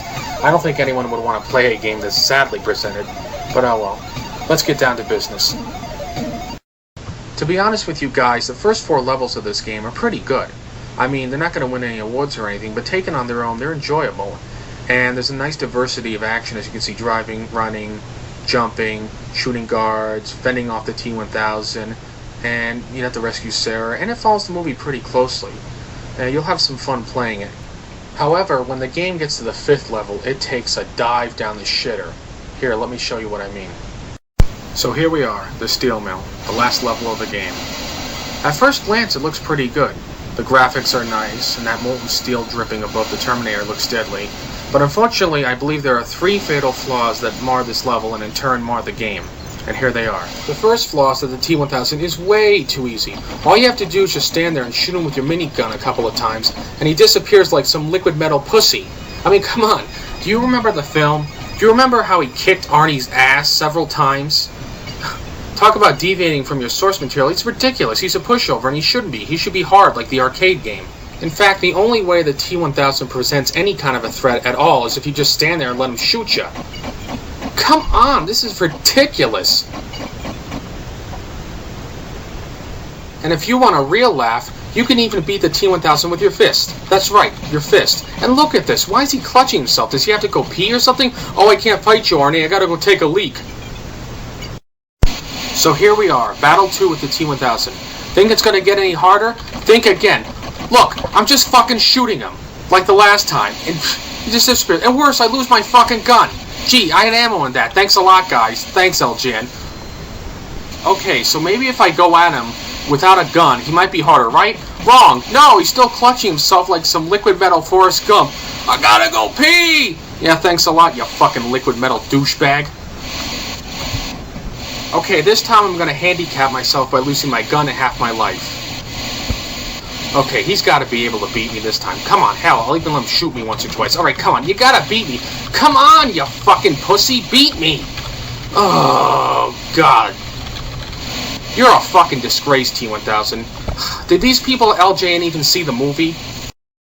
Okay, final battle with the T-1000. Now he's got to bring his big guns out against me. He's got to do something to beat me, right? It's the final battle, right? Great. I jump and knock him down. How fucking stupid is this? I jump and knock him down. Gee, did they just see like 2 minutes of this film and then just splice it together in their minds? Yeah, I'll just... Oh, yeah. I can't believe it. Ooh. And I can punch him. Oh, great. I guess he's got to go pee again. Will somebody please tell him where the bathroom is so he can relieve himself? I mean, I feel really bad. Alright, guess he disappeared to go to the bathroom. Oh, here he is. Guess he went pee. Alright, let's just finish this fucking eat. This is so stupid. That's right. Yeah, come on. Oh, God. This is pathetic. Come on. This is so fucking pathetic. This is the worst boss battle in human history. Ever. Ever. I swear. There can't be anything worse than this. The second flaw with this level is that the jumps are way too hard. Here, let me show you a few examples. And here's the first swinging platform. It doesn't look too bad at first, but just wait, it gets a hell of a lot worse. Alright, this part will drive you fucking nuts, I guarantee it. You gotta make this jump perfect or you're gonna die, that's it. And I died. Yay. Let's give it another try. Come on, Arnie, you can do it. You survived Kindergarten Cop. Nope! He's dead. Guess he should have stayed at kindergarten. Alright, let's give it one more college try. Come on, Arnie, win one for the Gipper. Alright, we won one for the Gipper. Yeah, fuck the Gipper. Boy, I love LJN's ass-backward logic. Gee, what were they thinking? Let's make the jumps hard and the T-1000 easy. Yeah, that really makes a lot of sense. And look at this fucking nightmare. Maybe they should have renamed this game Leap of Faith instead of Terminator 2. Whoops, ow, I actually made it. Watch, I fucking jump off and die. Oh, I made it again. Boy, lucky me. Look at this. Where the hell am I supposed to go? Seriously, where the fuck am I supposed to go? Who designs a platform in a game and then doesn't give you any idea where you're supposed to go? All you can do is just, take a leap of faith. That's it. Just jumping. I made it. But how would you know that? Seriously, how would you know that? Great, another swinging platform from hell. Just what I needed. And more stairs. Oh, wonderful. Stairs and steam. A nice combination. The third flaw is that the level is too long and too unrealistic even for a video game adaptation. Here, let me show you a few points that annoy me especially. If you love stairs, you're going to love this level because all you do during the whole thing is go up, and up, and up, and up, and up again. Christ, how tall is this steel mill? How tall is it? Like 50 stories? I mean, come on. Have you ever seen a steel mill that tall in real life? I don't think so. It's ridiculous. I gotta make this jump. Oops, didn't make the jump. Gee, I wonder what my mission status is right now. Alright, let's finish this asshole. What is he scared of me? Why is he running away? You fucking chicken shit? Oh my god. Oh. Oh, great. Most anticlimactic death in boss history. He's destroyed. No shit, the way he fucking fights, it's a wonder he wasn't destroyed in the mall. Or hell, when he came through time. About the only good thing I can say about this level is the ending's pretty good. But that's not saying much considering all the shit I had to go through to get to it. So, in conclusion, I think T2 is actually a good game, but that last level just fucking blows. Play it if you want to, but I really doubt you're going to have a lot of fun doing it. This game is a disgrace, pure and simple. If you love Contra and Super C as much as I do, then playing this game will make you sick. To call Silent Assault a rip-off of those two classics would be the biggest understatement imaginable. In fact, it doesn't just rip them off, it rips them up, eats some, and shits out the lamest carbon copy of a game ever seen on Earth. So anyway, let's get into it. Silent Assault for the NES. Oh my god, is this Action 53? Seriously, did the makers of Action 52 have this game as an extra and thought, shit, this is so fucking bad, we better foist this off on Colored Dreams? Oh Christ, I'm not even 10 seconds into this fucker and I think it's already jumped the shark. Where do I even begin? Let's start with the graphics. Oh my fuck, are they horrible. Look at how flat and lifeless the background in the first level is. The sky is flat black with no clouds and a few white dots to represent stars. The mountains are pale blue triangular shapes with no features or other colors to distinguish them. Even the cityscapes are just flat black rectangles and silhouettes. And some of the foreground elements like the trucks and the trees seem to exist in some kind of black nether space with nothing holding them onto reality. In short, the graphics look cheap and fake, like the game designers just slapped them together in about 5 minutes. And this problem isn't just present in the first level. In fact, every level of this game suffers from bad graphics. All the areas are filled with muted colors and flat environments. Nothing looks even remotely realistic or stands out and captures your eye. Overall, it's just a very unappealing game to look at. What's even worse, though, is that the game designers seem to have some obsession with the color pink. Pink, pink, pink. Christ, every other object in this game is colored pink. Come on now, really. What the fuck is this? Pink Dawn? Did the Gay Liberation Army take over the USA and decide to make everything fabulous? Even G.I. Joe turns pink when he gets an invincibility icon or gets damaged. Hey game designers, here's a little tip. Virtually no army in the history of the world ever went into battle wearing pink. You wanna know why? Because it doesn't fucking look intimidating, that's why. Speaking of a lack of intimidation, some of these objects don't look too harmful, yet they kill you in one hit. For example, these mines. Do they look like something deadly to you? Nope, not to me. They look more like bread dough or Bigfoot's used condoms left on the ground. Here's another little tip for the game designers. If you want the player to know that an object is deadly, then maybe you should make it look deadly! Since I can't play this game with my eyes closed, I guess I'm just gonna have to suffer through the graphical atrocities as best I can. The controls are one of the few elements in this game that aren't fucked up beyond repair, but even they can give you occasional problems. For example, when you start out the game, you're given an unlimited amount of knives as your primary weapon.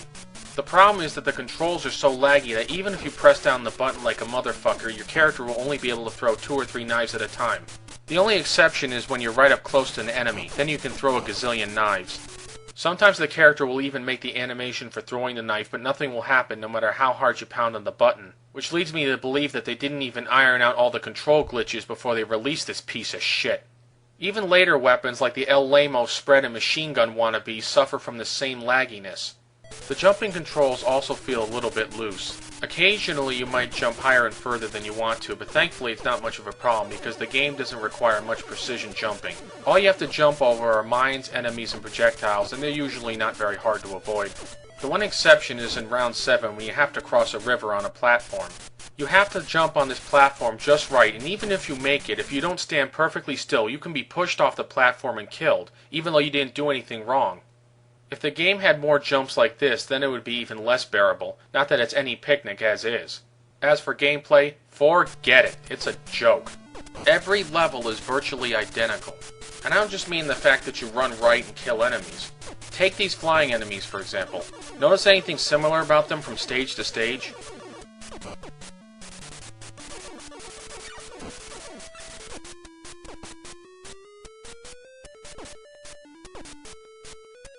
All these enemies have the exact same flight pattern and drop the same shit. The only difference is their look from level to level.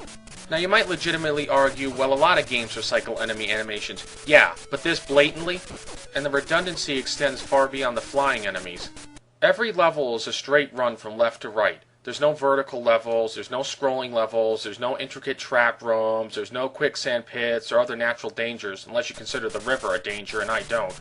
The gameplay is so mind-numbingly repetitive that by the 3rd level I really wanted to quit. And remember, this game came out in 1990, the same year as Journey to Silius and Super C. And look how much more those games had to offer. For Christ's sakes, the game designers were so fucking cheap they couldn't even bother to add in a score so you could check how many points you're getting. Not that you want to get a high score in a game like this, but it's the thought that counts. Oh yeah, and there's no timer either, so you can just breeze through the level as slowly as you please. Difficulty select screen? Nope, we're not going to put that in there. That would actually require some effort. And while I'm on the subject of difficulty, this game is too goddamn fucking easy. Unless you're the irate gamer, there's no way in the world you can't beat this game in under an hour or two. Not only are the enemy attack patterns excruciatingly predictable, the game also gives you an overabundance of invincibility power-ups, so you can just basically walk right through the level without getting harmed. If the game designers had actually bothered to add in a time limit or unpredictable enemies, then the game might actually be more challenging and fun. But who wants to actually play a game for a challenge? I just want to breeze through the goddamn thing in 30 seconds without any fucking effort whatsoever. Also, some of the level designs, in particular the carnival level, really make me wonder what the fuck the game designers were thinking. A carnival? A fucking carnival? Of all the locations you could choose to fight off an alien invasion, why a fucking carnival? And it's a real nice touch to see staircases growing out of these giraffes' asses. I wonder what the thinking was behind that one. Like the flying enemies, almost all the bosses are the same. They're all on the right side of the screen, they all barf out similar acting projectiles, and they all present almost no threat whatsoever.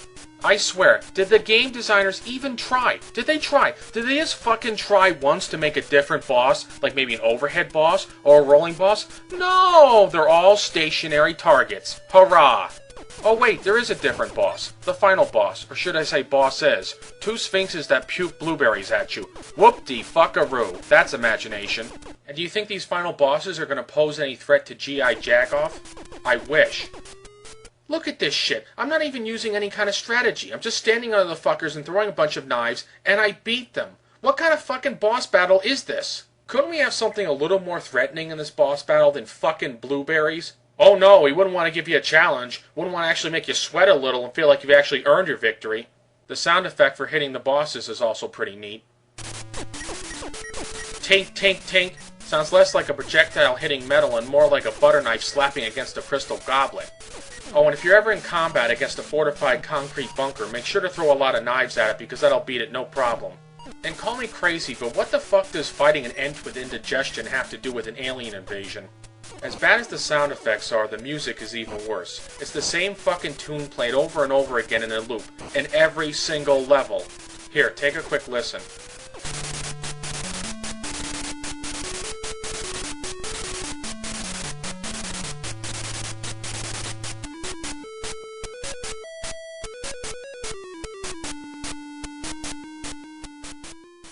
Who the fuck programmed this soundtrack? And what kind of fucking music is this supposed to be anyway? Is this a military march or is it some kind of oaky shit kicker Cracker Barrel let's go down to the square dance at Rim Job Randy's and have a hoedown type music?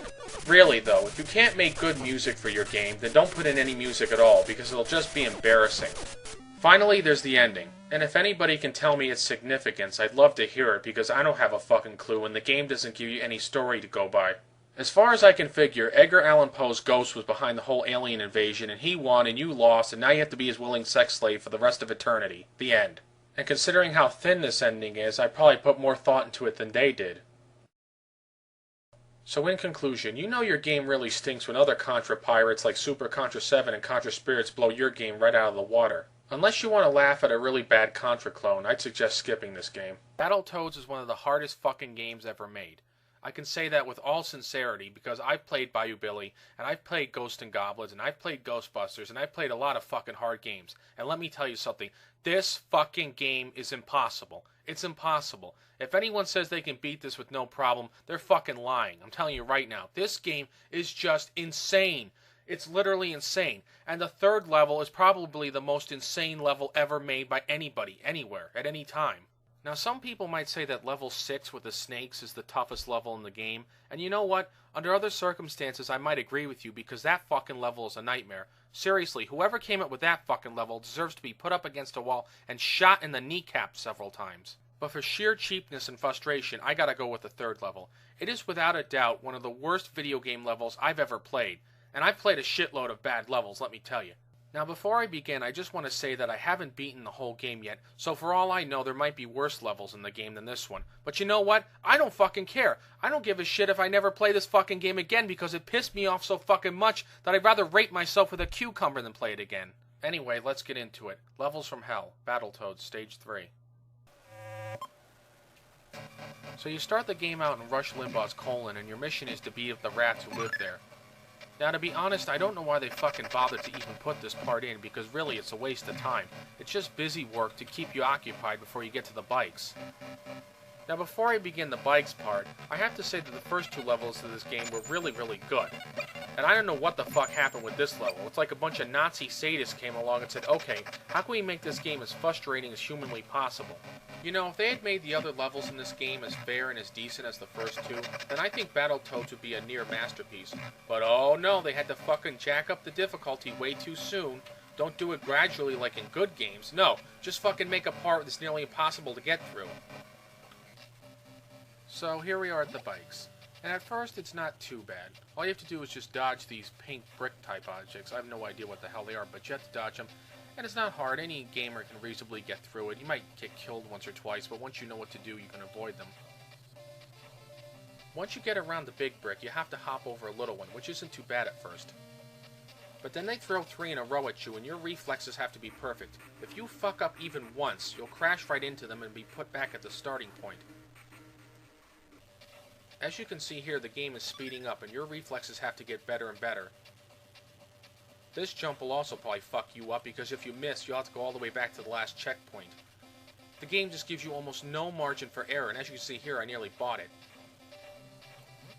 Now, if this were as hard as the level got, then it wouldn't be too bad. You might lose a couple lives, or maybe even a continue, but you'd still be able to beat it. But unfortunately, this is just the beginning. This is gravy. By the time you get to the end of the level, you're going to wish it were this slow. Oh, by the way, I neglected to mention that you get a limited number of continues in this game, so if you fuck up too many times, you have to go all the way back to the beginning and do the first 2 levels over again. Isn't that nice? Oh, and these blue ramps are wonderful. If you don't line up your bike just right and hop at the exact right time, you will miss them and die. And as if that isn't enough shit already, these little fuckers come flying by and drop walls right in front of you. And you have to make sure you watch their shadow, because if you don't, you'll fly right into the fucking things. Oh, and they throw another fucking wall. Thank you so much, game. Thank you. Hell, if they wanted to make it a little harder, why don't they just have a big fat fucking turd chasing you through Rush Limbaugh's colon? Oh, and I guarantee this part will fuck you up. They put a wall right in the middle of the fucking pathway. Not only that, it's the only time in the whole level that they do this. Every other time they either put a wall in the upper part or the lower part. But oh no, not here. They put it right in the middle of the pathway just to fuck you up. And people think modern games are hard? They wouldn't know fucking hard if they dipped their pricks in liquid nitrogen and tried to jack them off afterwards. Hey, can I ask you game designers at Rare a question? How do you fucking people sleep at night? Seriously, how do you live with yourselves every day knowing that you tormented God knows how many kids, including myself, with this fucking level? And now that we're at the 4th part, your reflexes had better be perfect. And I mean perfect. I don't mean that cutesy little, oh well, you can miss once or twice. No, they gotta be fucking perfect. And look at this shit. They put the fucking ramp right in the lower part of the path. And this is the only time they do this, just like they did with the middle wall. Are these assholes at Rare trying to piss me off? Because if they are, they're doing a magnificent fucking job of it.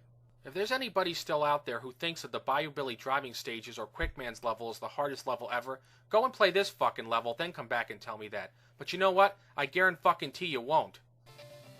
Do you know what the worst part about this level is? That if the game designers weren't hell-bent on driving you batty, this level may actually be fun, especially with all these jumps. And as if the level hasn't thrown enough shit at you already, look at this! They got these weird-ass robots in Rush Limbaugh's colon trying to kill you. And guess what happens if you fucking run into them? That's right, you lose another fucking life. You don't take damage and get injured and nearly lose your life. Oh no, they fucking kill you flat. This game just deserves to be shat on by every person on the fucking planet. I don't know how many times I bought it in this area. 10, 20, 30? After a while, why bother fucking keeping count? When I first saw that exclamation point, I thought the game was trying to warn me to stop playing it. And you know what? I should have fucking listened. But oh no, this game's trying to warn you to jump. Thanks a fucking lot. Give me a 1-second warning, like that's really gonna help. But then I guess it was too fucking difficult for Rare to put up a sign that says jump now or press the A button. Heaven fucking forbid they should actually help me to beat this fucking level. So after failing about 1,000 fucking times, I finally managed to get through this part. No thanks to these fucking assholes. And here it comes, folks, the worst part ever. Look at this fucking footage, folks. I didn't speed it up or anything. You literally have to go that fast. Your fingers have to be flying like a fucking madman. Once again, I lost track of how many times I got killed in this part. 100? 200? 300? 1,000? Who fucking knows? I got killed so many fucking times that after a while it doesn't even matter. This part of the level is so fucking bad that it literally made me sick. And I don't mean sick as in mentally sick. I mean physically ill. I mean like I wanted to vomit after a while. And you want to know why? Because I kept seeing the same goddamn tunnel rushing by over and over and over and over again. It'll literally make you want to puke playing this game. How fucking bad is it when it literally makes you physically ill to play this part? And I have one last question for Rare. What in the fuck were you hoping to accomplish with this part? Were you trying to fuck kids out of their $50 and then stick them with this fucking piece of shit? Were you guys laughing your asses off when you imagined kids banging their heads against the wall trying to beat this fucking part? So after failing this level about 1 billion times, I finally managed to get through it. And thank God, because I never want to fucking play it again. So, in conclusion, this level has more cheese per square inch than Hickory Farms at Christmas time, and you'd be well advised to stay the fuck away from it. As for Rare, go to hell, you motherfucking shit-sucking, dingleberry-plucking bunch of asshole douchebag comfort fuckwads! I suppose Dick Tracy for the Amstrad CPC could be called a good game, but only if you compare it to something like, say, Dick Tracy for the NES, which is a hell of a lot more frustrating than this game. On its own, however, it's rather mediocre. So anyway, let's get into it. Dick Tracy for the Amstrad CPC. I must say that the graphics look pretty good. Although the game's visual design is rather static, the colors are quite vibrant, and they do a good job representing the movie. Dick Tracy has his signature yellow trench coat and fedora. The thugs look like the thugs from the movie. Even the backgrounds have that nice 1930s retro aesthetic about them. So a good job there. The controls, however, are not quite so good. You move left and right with the directional buttons. And speaking of moving, Dick Tracy's really hustling in this game. Does he have a really bad case of the shits and he needs to get to a toilet pronto? No matter the reason, I think they could have slowed him down a little bit. Anyway, down allows you to duck and return allows you to jump. Spacebar allows you to punch and shoot. And you can shoot straight ahead, up, or at a 45-degree angle. But you can't duck and shoot at the same time. Also, to switch weapons, you have to press down and return. That's right, the jump button. They really couldn't have picked another key on the keyboard? Nope, that would have made too much sense. As for the gameplay, it's a mixed bag. Fortunately, though, it's a lot simpler than the NES version. Which means that you don't have to go around town like an asshole looking for clues and getting shot by snipers. Instead, you just go left to right, punching and shooting criminals. And while I'm on the subject of shooting, there's another good thing about this game. Namely, you don't lose any life when you shoot unarmed criminals. Unfortunately, the gameplay is rather repetitive. Go right, kill or avoid crooks, go right, repeat. Thankfully, the game does throw in some harder crooks as you go along, particularly those with guns. But it's still the same old jazz. Go right, kill these guys, go right, kill those guys. And you can even beat the gunmen easily by employing duck and shoot tactics. Just duck and shoot repeatedly and you'll get hit less often. Or if you have the Tommy gun, just go screen to screen and mow the bad guys down.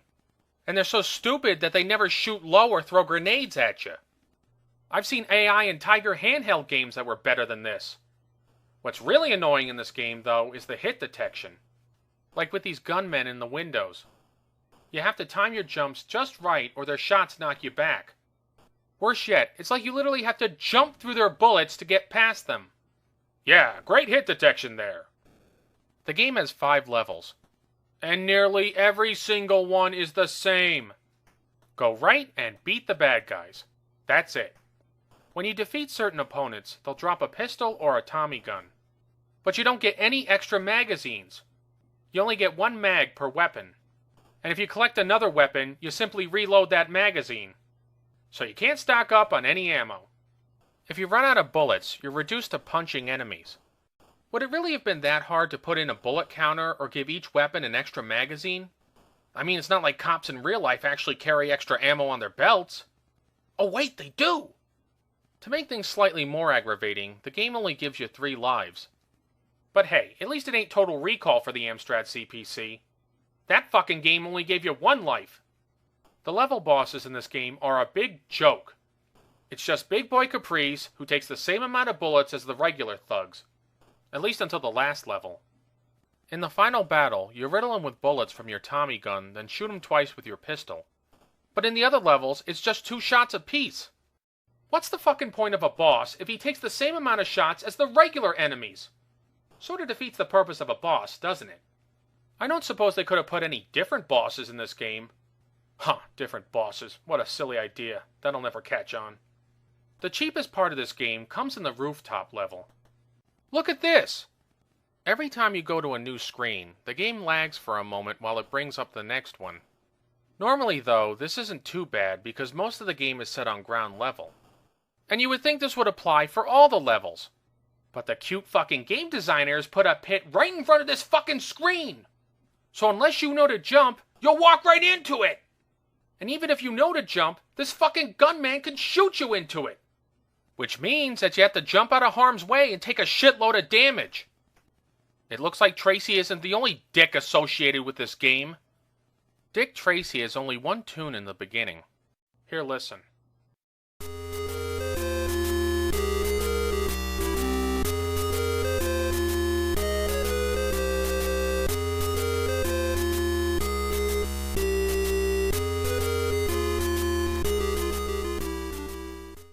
It was so loud that I actually had to turn it down.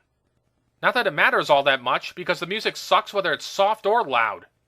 As I wrap up this review, I have to say that Dick Tracy is very easy. Maybe even too easy. I beat the game in only a couple of hours. On the whole, it's an okay game, but nothing that great. By now, you might be wondering, who made this game? Care to guess who? That's right, it's Titus. They fucked up Superman and they fucked up RoboCop, but somehow they managed to make a decent Dick Tracy game? It just doesn't make any sense. So in conclusion, I'm on the fence about this game. It's not too great, but it's not too terrible either. Aside from that one aggravating part on the rooftops. But anyway, if you're looking for some quick, harmless fun, you could do a lot worse. As I've said before, I'm not a big fan of the X-Men comics. But despite that, even I think that Magneto and Sabertooth deserve better boss battles than this shitty game gives them. So anyway, let's get into it. Stupid boss battles. Wolverine for the SNES. Magneto and Sabertooth.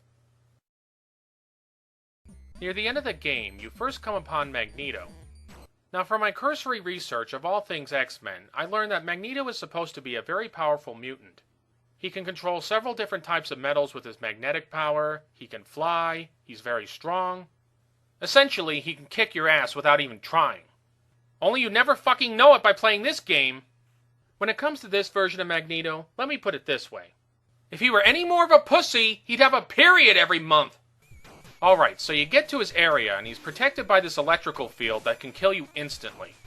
Never mind the fact that Wolverine should be able to regenerate after electrocution. Oh yes, and there's this thing that shoots balls at you. An apt metaphor considering that this boss battle is balls. But I digress. You punch the shit out of this electrical field, or clod, and it goes down easily. Then you face Magneto. And if you were expecting some kind of epic battle, boy are you in for a disappointment. All Magneto does is stand on his platform and shoot out some kind of energy arc. That's it, that's literally all he fucking does. And even if you're not in range, he just keeps on firing anyway. He can manipulate almost any type of metal. But what does he do? He just shoots off these fucking beams. Forgive me if I don't gasp in awe. Alright, to be completely fair, he does shoot out this energy pretty fast. But so what? His pattern couldn't be more fucking predictable if the game spelled it out for you. Shoot a beam, wait. Shoot a beam, wait. Shoot a beam, wait. Yeah, that's real hard to figure out. All you have to do to beat him is jump up real quick, punch him, then retreat, and do it again. Oh, but this is the best part, though. Once you get in a few hits, he just runs away. It's like, oh, I'm scared. Oh, I gotta run away before I pee myself. Oh. From what little I know of Magneto's character, he wouldn't do that. And since Wolverine's skeleton is made out of metal, couldn't Magneto just rip him apart? But who cares about little details like that? I'm sure the game designers didn't. Next is Sabertooth. There's this quick cutscene where Wolverine tells the other X-Men to get out of here because he wants to face Sabertooth all by himself. Mano a mano. Kinda stupid of him to ask them to leave considering what a big help they could be in the final battle, but whatever. Okay, so it's the final battle. And what does this masterpiece consist of? Sabertooth punches air, hurls throwing stars at you, and jumps around like a fucking putz. No, I'm not fucking kidding. That's his entire repertoire of attacks. You can tell that they really put a lot of thought into this final boss battle. Also, if you walk into Sabertooth, you suffer damage. Unlike other games, though, you don't get knocked back and become temporarily invincible. No, instead your life bar gets drained away like a fucking vampire sucking on it. Not to mention that every time you use Wolverine's claws, you also lose some life. I get the feeling these game designers just love fucking with the players. However, if you keep your distance, it's a pretty easy fight. You can avoid these throwing stars by ducking. And if he jumps towards you, just run out of the way. Otherwise, he can touch you and harm you. Not to mention, I think old Sabertooth's trying to put the moves on Wolverine. Or vice versa. If you turn and duck, it looks like Wolverine wants to take it up the ass. Gee, no wonder he wanted the other X-Men gone. And if you're facing forward and you duck near him... Christ, I hope he didn't have to swallow after that. Getting back to the jumping, though, it's totally random. He's jumping here, he's jumping there, he's jumping everywhere. He's hopping around like somebody gave him a flubber enema. I just wish he'd stay on the ground because all that jumping makes him look like a fucking retard. But nope, he just keeps on hopping around like Peter Cottontail. Anyway, to beat Sabertooth, you simply knock him towards the right side of the screen. On the far right, there's a cliff. Knock him off, and you win the game. When I first beat him, I thought, okay, now there'll be a second harder battle below, right? But nope, that's it. You get one lousy ending screen with Wolverine sans his mask. Then it says the end with a question mark. As if anybody in their right mind would ever want to play the sequel to this fucking piece of shit. So in conclusion, skip these boss battles and go play a better superhero game. Funny enough, all the other bosses in P.O.W. aren't that bad. But this boss in the third level is a real oddity. When I first saw him, I was like, what the fuck is he even doing in this game? He's just too damn weird. So anyway, let's get into it. Stupid boss battles. P.O.W. for the NES, the third boss. You start the fight out by going onto an elevator. Soon after you get on, the third boss appears. And it's like, Jesus Christ, what the fuck is that? It looks like some kind of version of the Thing from the Fantastic Four. Either that or the fat version of the Nazi mechanic from Raiders of the Lost Ark. You would think the bad guys could send down somebody in a little bit better shape. But nope, we're stuck with this guy. Okay, whatever. Anyway, the elevator goes on its merry way, and like the Qualen boss fight, you can't fall off it. Which again makes me wonder why they bothered to even use something like this for a setting. I guess they thought it was cool or something. Who knows? So the battle begins. And this Lardo has two types of attacks. One is this move where he rushes up towards you and tries to hit you with the flat of his hands. What the hell? I've seen some weird-ass boss moves in my time, but this one takes the cake. What kind of martial arts form is this? Talk to the hand fu? Couldn't he just punch you normally or ram into you or give you a headbutt? No, he has to do a move like a 5-year-old. It just looks so fucking stupid. His other move is some kind of jumping attack. But given how fat he is, I wonder how he can even get off the ground. Who knows, maybe he's wearing suspensors under his folds of fat like Baron Harkonnen. To be completely fair though, his attacks can be devastating. If he hits you just a few times, he can take away a life. And if you don't know what you're doing, he can whoop your ass. However, there's just one problem. All you need to do to beat this guy is when he first shows up, just keep punching him. If you do it right, he can't even get a hit on you. It's like they didn't even give him a chance. I know he's fat and all, but couldn't they have given him some way to escape? Maybe some kind of grapple or sidestep? Nope, we can't do that. Couple of punches and he's finished. Worse yet, the sounds he makes are just too goddamn weird. Listen to the sound he makes when he jumps. Hoo-wee! Are you for fucking real? Hoo-wee? That was the best sound effect that they could come up with? Did the game programmers ever hear what a real human being sounds like? I hope so, considering I think humans programmed this. But who knows, maybe fucking aliens did. And one other thing. Is it just me, or does this boss music sound like a ripoff of Glenn Frey's The Heat Is On?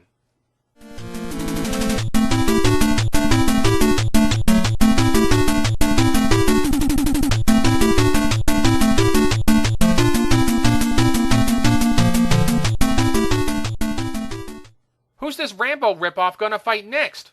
Axel Foley? So anyway, you beat Flabba the Hutt and you move on to the next level. But when you beat him, he flies off the screen like someone yanked him away. And again, he makes the weirdest fucking noise. Listen to this. It sounds like a My Little Pony getting ass raped. You know, that's going right into the Bad Sound Effect Hall of Fame, along with this and this. Overall, this battle is too short, too easy, and too ridiculous. But as I said earlier, the game itself is not that bad. So in conclusion, here's a tip for future game designers. Don't make any of your bosses look like this, or sound like this. Otherwise, you'll just come off looking like a bunch of assholes. With another holiday season upon us, it's time for me to review yet another Christmas game. This one is the official Father Christmas for the Commodore 64. And I'm pleased to say that it's at least somewhat better than Days Before Christmas, the holiday game I reviewed last year. So anyway, let's get into it. The official Father Christmas for the Commodore 64. Admittedly, the game's graphics aren't as polished as many other holiday-themed games. But for a C64 game, they actually look pretty good. Santa Claus looks big, fat, red, and jolly like he's supposed to, and the backgrounds are nice and festive. All in all, it looks pretty good. As for the controls, they're very basic. You move left, right, up, and down with a keypad. And the control button allows you to drop presents in the sleigh riding levels. However, these controls do have some problems. For example, when Santa has to take ladders, you have to line them up just right, otherwise he won't go up or down them. Which gets really frustrating, especially when you're trying to avoid a fucking elf. Another problem is the looseness of the sleigh in the sleigh riding levels. The controls are just too fucking sensitive. You try to line Santa's sleigh up to drop these presents, and he's weaving back and forth like an alcoholic driving a fucking Prius. I just wish they had tightened these controls up a bit more, because they're just too wobbly. Even the sleigh in Days Before Christmas had better controls than this, and the last thing I want to do is praise that fucking game. Anyway, moving on, the gameplay is divided into 3 different stages. In the first one, you play as Santa in his workshop, and your mission is to reassemble Santa's sleigh one piece at a time. What the fuck is it doing all chopped up anyway? Did a bunch of car thieves tear it up in a chop shop and then send it back to Santa in pieces? But in any event, you have to bring all these pieces together and assemble Santa's sleigh. Sounds easy, right? Well, it would be fucking easy if it wasn't for these goddamn fucking elves. If you've got a piece and these little fucking cocksuckers touch you, you lose it. But you can't avoid these little bastards by standing in certain spots, like here. Although sometimes they can be really fucking cheap by running into you from off-screen. Yeah, you better keep running, you little shit, because if I catch you, I'm gonna punch your ass into the South Pole. One other thing is that these sleigh pieces keep on appearing in random spots, so you can't just remember where they are and get them. Once you find the hiding spots from these elves, though, it gets a lot easier. You just let the elves run by and then run back to the reindeer with each piece. The game does have a time limit, but it's so slow that you should have enough time to get all the pieces. And isn't that timer so cute? Ooh, it just warms the cockles of my heart. Next comes the second stage, and it is dirt easy. You select certain toys from the list, and then you collect them as they drop down from the ceiling. But there are other toys mingled with them as well. Get the correct ones and you get points. Get the wrong ones and you don't get shit. You really can't lose this level. From there, the last stage is going around the world and delivering the presents to all the kiddies. And I guess the game designers really wanted to make you feel like you were going on a round-the-world trip with Santa, because they send you everywhere! Christ, the only place they don't send you to is North Korea! And that's probably because they don't want you getting blasted out of the fucking sky! Anyway, you go around all these countries and you drop presents to the kids. But as I mentioned, the loose controls make it difficult to do this. What makes it even worse, though, is all the goddamn shit in the sky. Clouds, planes, birds. I mean, they got every fucking thing coming at you. There's just like so much shit in the sky that it's just crazy. And if a present hits one of these objects, it either knocks it off course or takes it away. I have no fucking idea what a cloud's gonna do with a Christmas present, but there you go. One of the few blessings of this game is that you got plenty of time to beat these levels. So at least you can take your time dropping these presents. Once you manage to finally beat all these sleigh riding levels, the game is over. and you get a fairly decent ending. But guess what? You can't lose this game. If you run out of time, the game says that the elves just do everything for you. Well, I guess they just didn't want the kids losing and feeling bad on Christmas. So who could blame them? Music-wise, the game's songs aren't that bad. The main theme is Jingle Bells, and it's a decent rendition. Here, listen.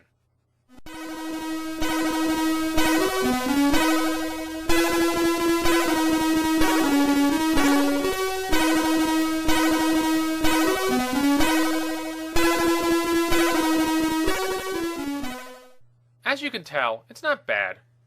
Unfortunately, it just keeps on looping constantly. I feel like one of those poor department store employees over the holiday season. They have to listen to the same Christmas songs over and over until it drives them fucking crazy! But to be fair, the game does have two other Christmas songs. Namely, We Wish You a Merry Christmas and God Rest Ye Merry Gentlemen. Here, listen.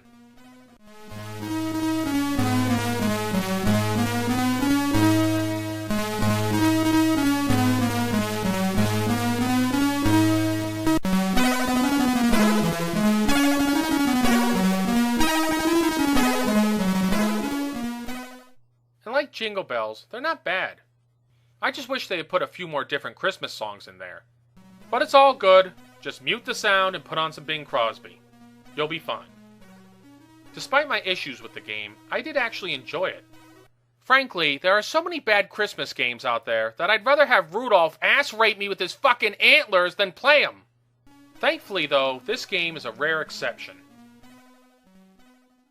So in conclusion, I'd recommend this game for some quick fun over the holiday season. And in closing, I'd like to wish all of my subscribers a Merry Christmas. This next stupid boss battle request comes from Rally Sky 100.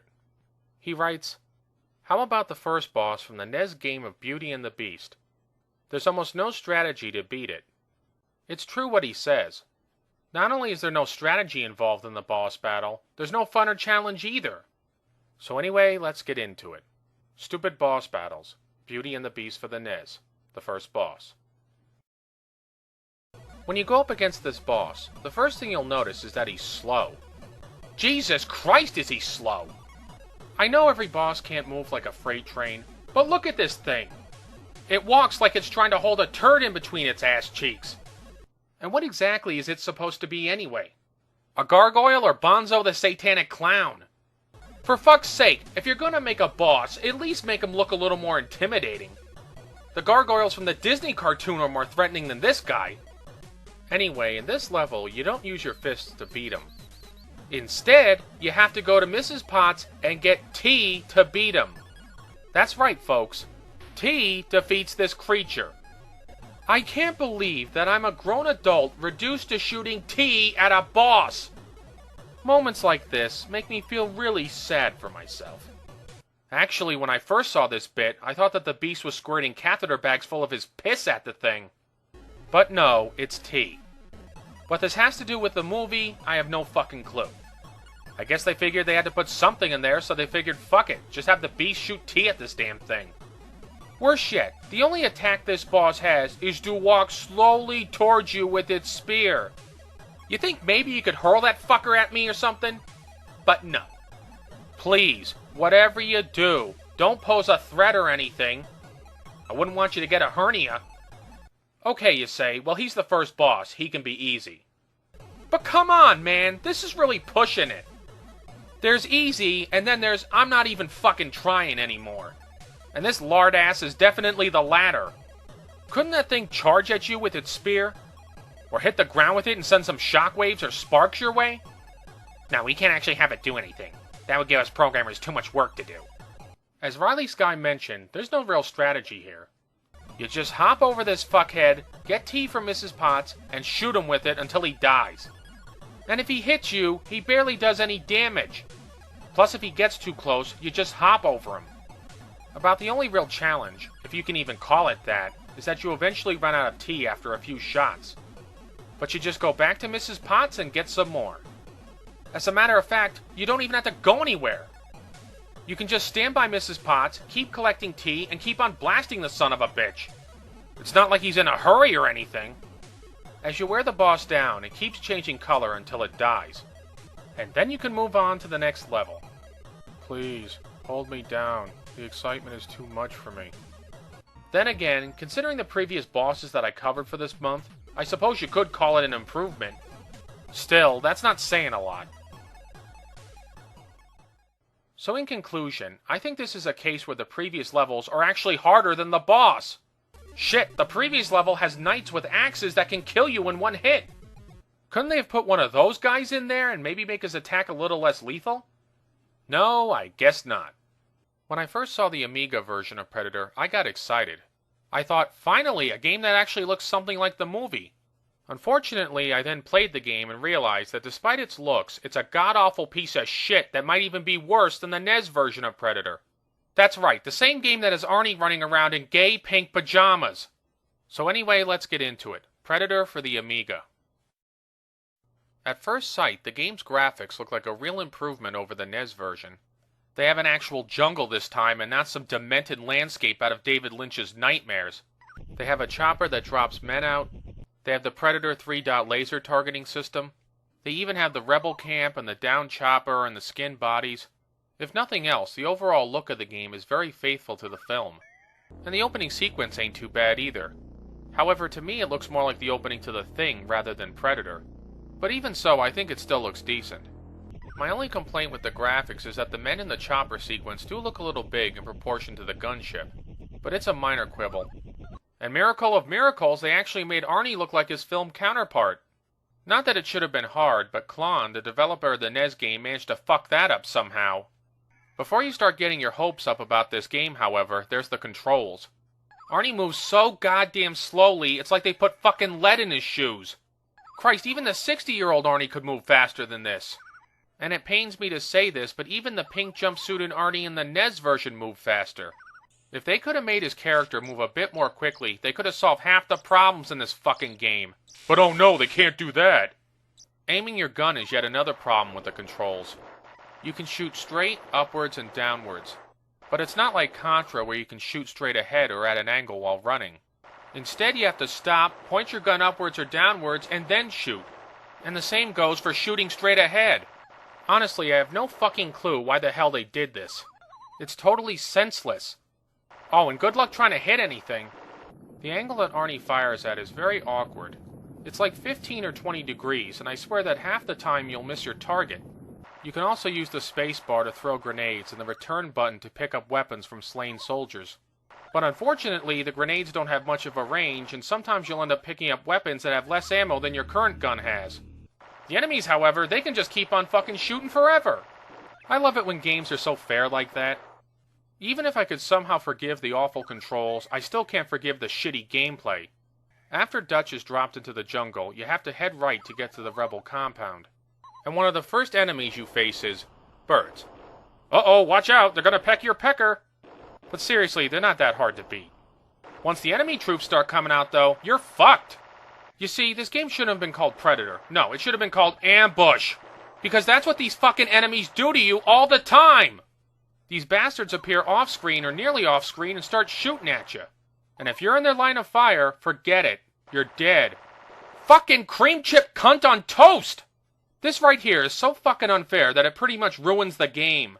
You don't even get a chance to see what you're shooting at, so you have to get killed over and over again and try to remember where the enemies are so you can shoot them. And although their locations don't change, it's hard to remember where every enemy is, so you'll be dying a lot. Worse yet, certain enemies pop out of holes in the ground, making it even harder to hit them. In all likelihood, you won't make it to the rebel compound for a while because you're going to keep on getting killed. And you only get 3 lives and no continue, so get used to this opening chopper sequence. The Predator presents yet another problem with the gameplay. Occasionally he'll track you with his parrot cannon, and when he does, the game will switch to his thermal vision. Admittedly, this part is cool, and it does follow the movie closely. Unfortunately, Arnie moves slow as shit, so if you don't haul ass, you're gonna get blasted. And the Predator's cannon is a one-hit kill.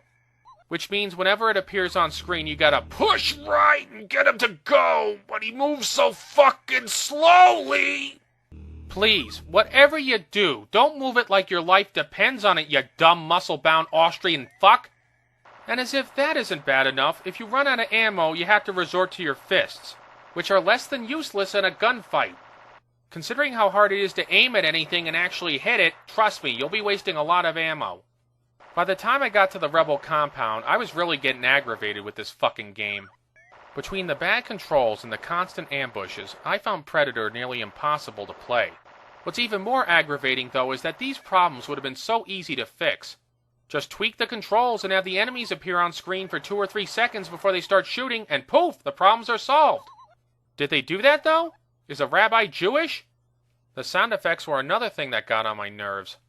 Alright, at first I did like the sound effects of the jungle. They sound pretty good.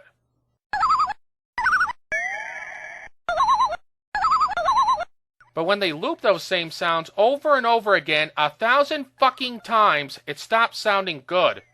When I finally got to the second level, I reached my breaking point. Specifically because of cheap shit like this. I go to pick up a new weapon and blam, I'm killed instantly. And I try to do it again and blam, I'm killed again. Game over. Great, don't even give me a chance to pick up the fucking weapon or get out of the way. After that, I said fuck it. This game just ain't worth it. So in conclusion, I can't believe how much they fucked up Predator. All they had to do was just make a game like Contra or Mercs and put the Predator in it, and it would have been a license to print money. But instead they made this slow as shit, boring, nearly unplayable piece of crap. I really wish this game came with an ass, because if it did, I would shove my foot so far up it that it would knock its shit into its skull. In all fairness, the final boss battle in Demolition Man for the Super Nintendo was not that bad. But then again, it ain't that great, because otherwise I wouldn't be featuring it in this video. Like the overall game, the final boss battle has some good moments, but unfortunately its flaws tend to outweigh its virtues, and that makes for a frustrating experience. So anyway, let's get into it. Demolition Man for the Super Nintendo, the final boss battle. As in the movie, the big showdown between John Spartan and Simon Phoenix takes place in the cryo prison. Now this first part of the boss battle is not bad. In fact, I'm going to damn it with some faint praise and say that it's actually decent. As you approach Simon Phoenix, he brings down a mechanical claw to attack you. This is just like the movie, so I give them props for that. Occasionally the claw will come down and try to grab you. If it does so, it'll slam you into the wall and deal you some damage. To defeat this device, you can't just shoot it because your bullets won't harm it. Instead, you have to kill Phoenix's henchmen, take the ice grenades they leave behind, throw it at the claw, freeze it, and then shoot it. Once you've done this enough times, the device turns into a big meat mallet and tries to crush you. So far, so good. It's not the best boss battle in the world, and it won't set your heart pitter-pattering, but it's a decent workmanlike effort. Then once the meat mallet is gone, you have to face Simon Phoenix, and that's where the problems set in. Instead of having a face-to-face battle with Phoenix, he stays on the upper ledge for the entire fight. And you want to know how he attacks you? Get ready for it! He throws ice grenades down at you. And that's it. Literally, that's all he fucking does. He just throws down a couple of ice grenades, then jumps to the other platform and does the same shit all over again. Oh, be still, my beating heart. And you want to know what happens when he hits you with one of these ice grenades? Nothing! He just stands there and fucking laughs like an idiot. Here's a little pop quiz for all you future bosses out there. When you have your enemy frozen and at your mercy, do you A, blow them away, B, let your henchmen blow them away, or C, stand there like a fucking idiot laughing your ass off? If you chose C, please go stick your head in a lit oven now. Seriously though, what kind of stupid-ass fucking boss just stands there and laughs maniacally when he has you at his mercy? Yes, Phoenix in the movie was a sick jokester and occasionally goofed around, but even he would have blasted Spartan if he had him frozen like this. Christ, they even give him that particle accelerator gun that he had earlier in the movie, so why doesn't he just kill Spartan with it? But oh no, he has to hop around like an idiot and throw ice grenades. Heaven forbid he does anything threatening. The only good thing I can say about the boss battle now is that you can accidentally freeze and damage yourself with your own ice grenades. Which is a nice touch, I'll grant you. Oh yeah, and Phoenix's henchmen show more initiative than their fucking boss. Look at this fucking shit. The underling is actually smart enough to blast me when I'm frozen. Fuck blonde-haired Wesley Snipes, throw Joe Blow from Kokomo up there. He'd probably have a better chance of taking me out. As for any potential challenge, watch this clip and tell me if you notice a pattern. That's right, he just goes back and forth, throwing the ice grenades in the same fucking pattern over and over until you want to stick a gun in your mouth and blow your goddamn brains out. And to beat him, you shoot him when he jumps, and you grab the ice grenades that he drops, and you freeze him, and then you shoot him on and on until you want to scream. Whatever you do, please, Don't try to mix it up a little bit, or maybe use some other kind of weapon like a MAC-10, or that plasma torch that you used in the movie, or maybe even use some judo to kick my ass. We wouldn't want anything even remotely exciting now, would we? It's a shame that the game designers couldn't have done anything better with Phoenix's character, because in the film he was a real formidable threat.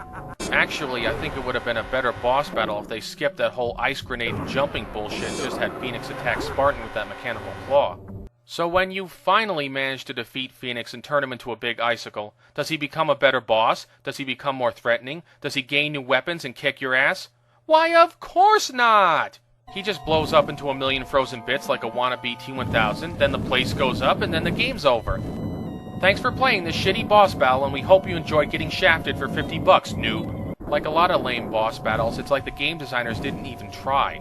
I guess they figured, we got the license, we got your $50, fuck you sideways, we're just gonna bang out a boss battle in 5 minutes and dump it out into the world. Who's gonna care anyway? However, I do care that I had to go through this whole goddamn game just to get a shitty lame-ass final boss battle that wasn't worth a drop of piss from a dead porcupine's dick. So in conclusion, the rest of the game is not that bad, but then again it's not anything to write home about. If you do decide to play it though, don't be surprised that this final boss battle bores the living shit out of you. With the source material they had, they should have done a much better job. To be honest, I don't know what to think about this game. For the most part, I really didn't like it. However, every time I wanted to quit playing it, there was something about the game, some unique aspect or idea that just really fascinated me. I mean, you ever have that happen, like you're playing a bad game, but there's some details that are so fascinating that you wish they had been in a better game? Oh, I don't know. Here, let me just try and explain to you why I'm so ambivalent about this game.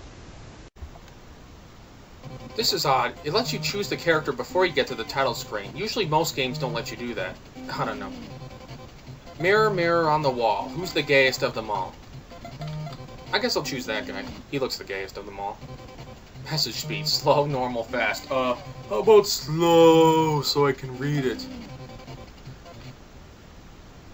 I hold your city captive and Ryan's girlfriend hostage. Ooh, gee, that's a fucking original plot. It's only been done 50,000 times before. And look at this boss's name. Slick? Who the fuck names himself Slick? I mean, come on. Can you really take a guy named Slick seriously? I don't know. Let's just start before I just go totally fucking insane here like Colonel Kurtz. Okay, the opening scene. The fart guy's turf. Oh, the frat guy's turf. Oh, I love this. He hits himself with his own fucking chain. You see, this is one of the details I love about the game. The enemy's weapons can actually hurt them back, as well as hurt you. I mean, that's such a great detail, but some of this crap, I mean, look at this. Fucking pink? What gang in their right mind would wear pink, okay? How could anybody be intimidating wearing pink? Seriously. Look at the way he even... Oh, great, I even hurt myself. Thank you. Look at the way he fucking flicks this chain. Ooh, I'm gonna hit you so hard. I'm gonna hit you so hard. Take that, you meanie, you. Yeah, I'm gonna beat him up and steal their milk money. Great. The fighting engine's not the greatest, though. I know you can kick him and punch him, but you can throw him too. I think you can do a jump kick, but it's not really that great. I don't know. Take that, Poindexter. Here's another detail I really love. The weapons actually stay in the playing field until you leave it. I mean, even in some arcade games, you lose your friggin' weapons, you know, after a certain time. Like in Vendetta, you can whip only a few times and you lose it. I mean, it's stupid.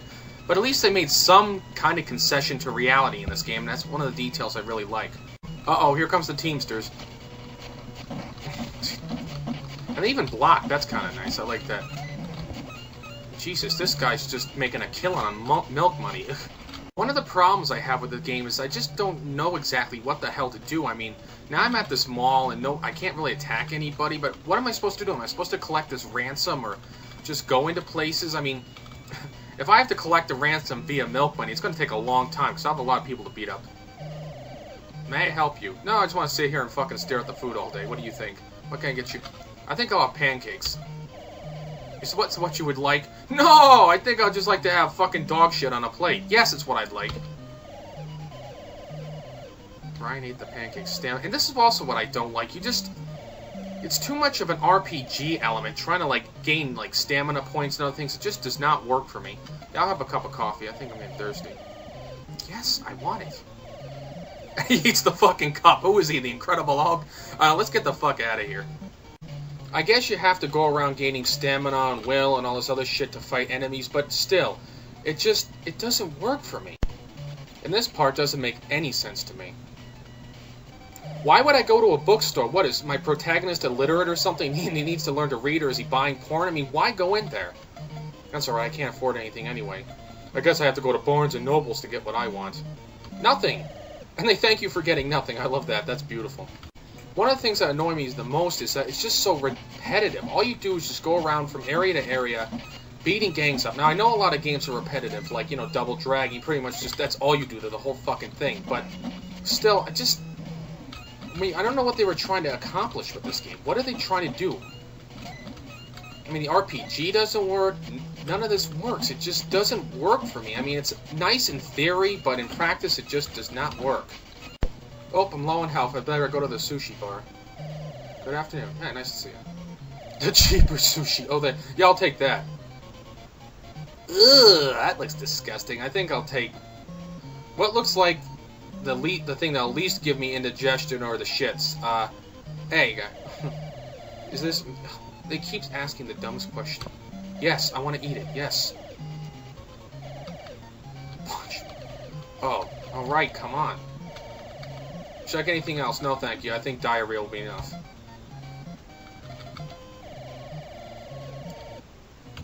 Oh, I guess he's got to go run and find a toilet. And here's something else that's odd. When you die, you don't lose your life. You just lose all your power and end up someplace else. I mean, why do they do that? You lose a little money, you lose your life. Look, there's a guy with a diaper. That's nice. Thank you. Great. Twins with diapers. But anyway, when you die, you lose your power and some money, and that's it. I mean, normally I'm used to losing a life or, you know, running out of credits and having to put more quarters in an arcade game. I just don't understand this system. It doesn't make any sense to me. And here's something else that's odd. Every time you go into a new territory, they keep changing gangs. Like when you'll die, another gang will appear. It's just so fucking weird. Yeah, and here's the pummeling pansies just beating the shit out of me. The nearest I can figure is you gotta go to each territory and defeat a boss. Moose! What kind of name is Moose for a fucking gang leader? What's he gonna do? Butt fuck me to death with moose antlers? Biff! Come on, get up and fucking beat this asswipe. Oh, this game is so stupid. Yeah, thank you, you fuck. Guess who's back, Moose? Take that, you son of a bitch. Yeah, fuck you, you bastard. Hey, stop already. No, I'm not gonna stop. You're hurting me. Yeah, well, that was the general idea, Moose. Another thing I don't like about this game is that it gives you no clue where the hell you're supposed to go. There's like no map, nothing. I mean, when I first played this game, I thought you were supposed to go this way, but no. As it turns out, you gotta go this way. And where do you end up? In another friggin' mall. Ugh, I don't know. I could play this game all day and show you hours of fucking footage, but I'd still be no closer to having any idea what the hell I'm supposed to do. And here's another odd thing. There's practically no friggin' women in this game. There's only a few in the mall and this one here. I mean, I don't know. I'm not trying to insinuate anything, but isn't that a little bit gay? I mean, a bunch of guys hanging around. I mean, they can't spend all their time beating up old ladies for their social security checks. I don't know. I guess when they're not 86ing their enemies, they're 69ing each other. Oh, great, now I gotta save Cindy. Oh, wonderful. Thank you, I finally get a little exposition telling me what to do. Why don't you rescue her? You're not doing anything. She just disappears. Great, I guess you can teleport out of here. Another thing I don't like about this game is the music. I just don't like the sound of it. That brawl music sounds like crap, and this just sounds like utter shit. It sounds like this music's trying to seduce me or something. I don't know. Listen to this.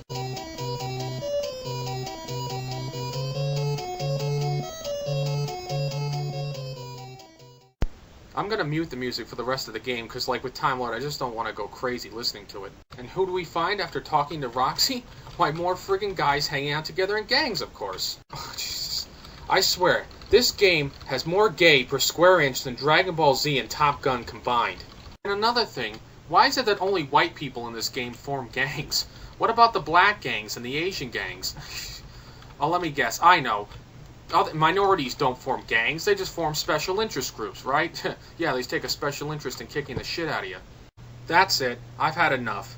I'd rather go muff diving into Paris Hilton's yeast-infected syphilitic vagina than play this game. Ugh. So, in conclusion, your mileage may vary. You might like the game, you might hate it. I don't know, you have to try it for yourself. As they say in Latin, de gustibus non est disputandum, or there's no accounting for taste. Space Camp is one of those movies that I've seen bits and pieces of on TV, but I never actually saw the whole thing. So I can't really say how faithful this game is to the movie. But on its own, it's really nothing that great. So anyway, let's get into it. Space Camp for the MSX. Although the game came out back in 1986, the graphics actually look pretty good for the time. In particular, the title screen has some nice touches. I like the way the title comes down in segments and the shuttle flies all over the screen. Alright, maybe it's not that amazing, but at least they went to some trouble to make it look interesting. The shuttle in outer space look good. But if you can fuck up those things, then you shouldn't be making video games. And the floating space kid Max looks okay. But some of the interstellar shit looks really fucked up. You have these rocks floating in space. I'm guessing they're supposed to be asteroids, but they look more like kryptonite or radioactive kidney stones. And these things, I'm guessing they're supposed to be comets, but they look more like red dildos from the planet Wang.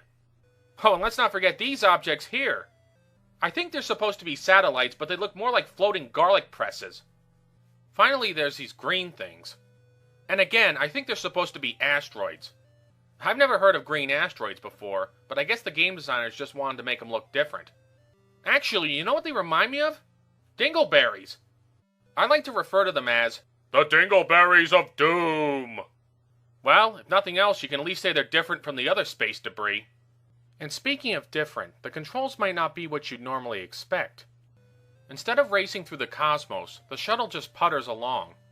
And you control its direction by firing its thrusters left, right, up, and down with a keypad. To brake the craft, you simply move in the opposite direction that you're going.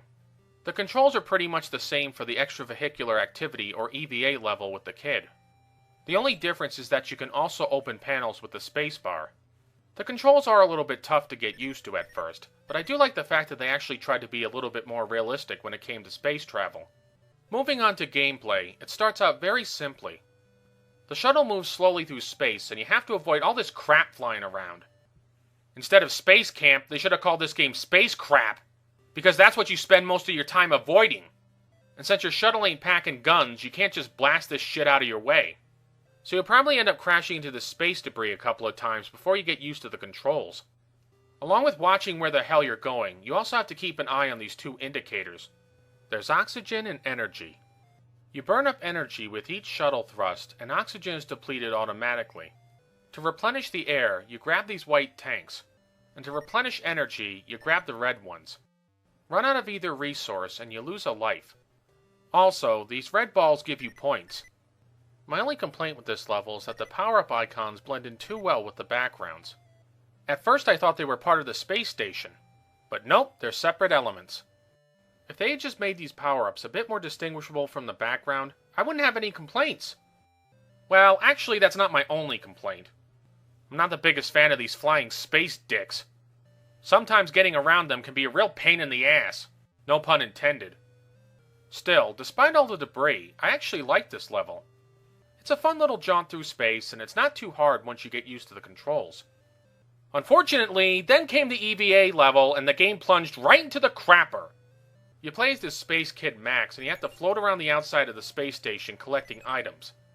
There's lights, batteries, 1-ups, Gs, and diamonds. Why do you need diamonds in outer space for, anyway? Well, you do collect them in the Gs for points, so I guess they do have some purpose.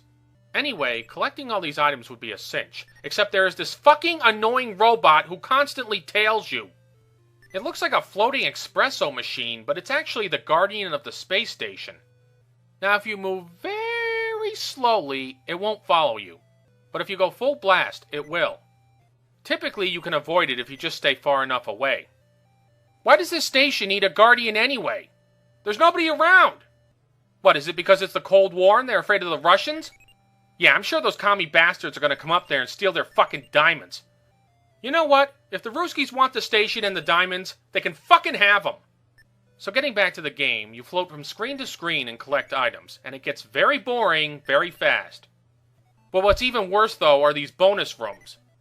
You can get more oxygen, energy, and points in these areas, but first you have to find a light. And you find these lights by opening up panels. But open up the wrong panel and you'll end up in one of these rooms without a light.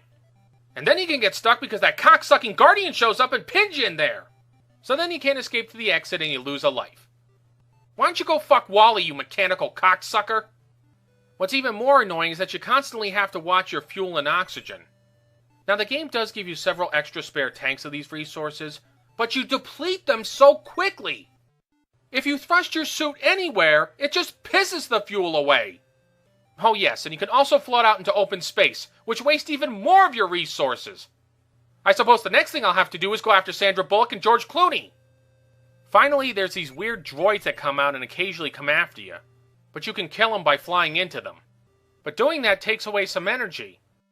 Gee, thanks a bunch, you robotic asshole!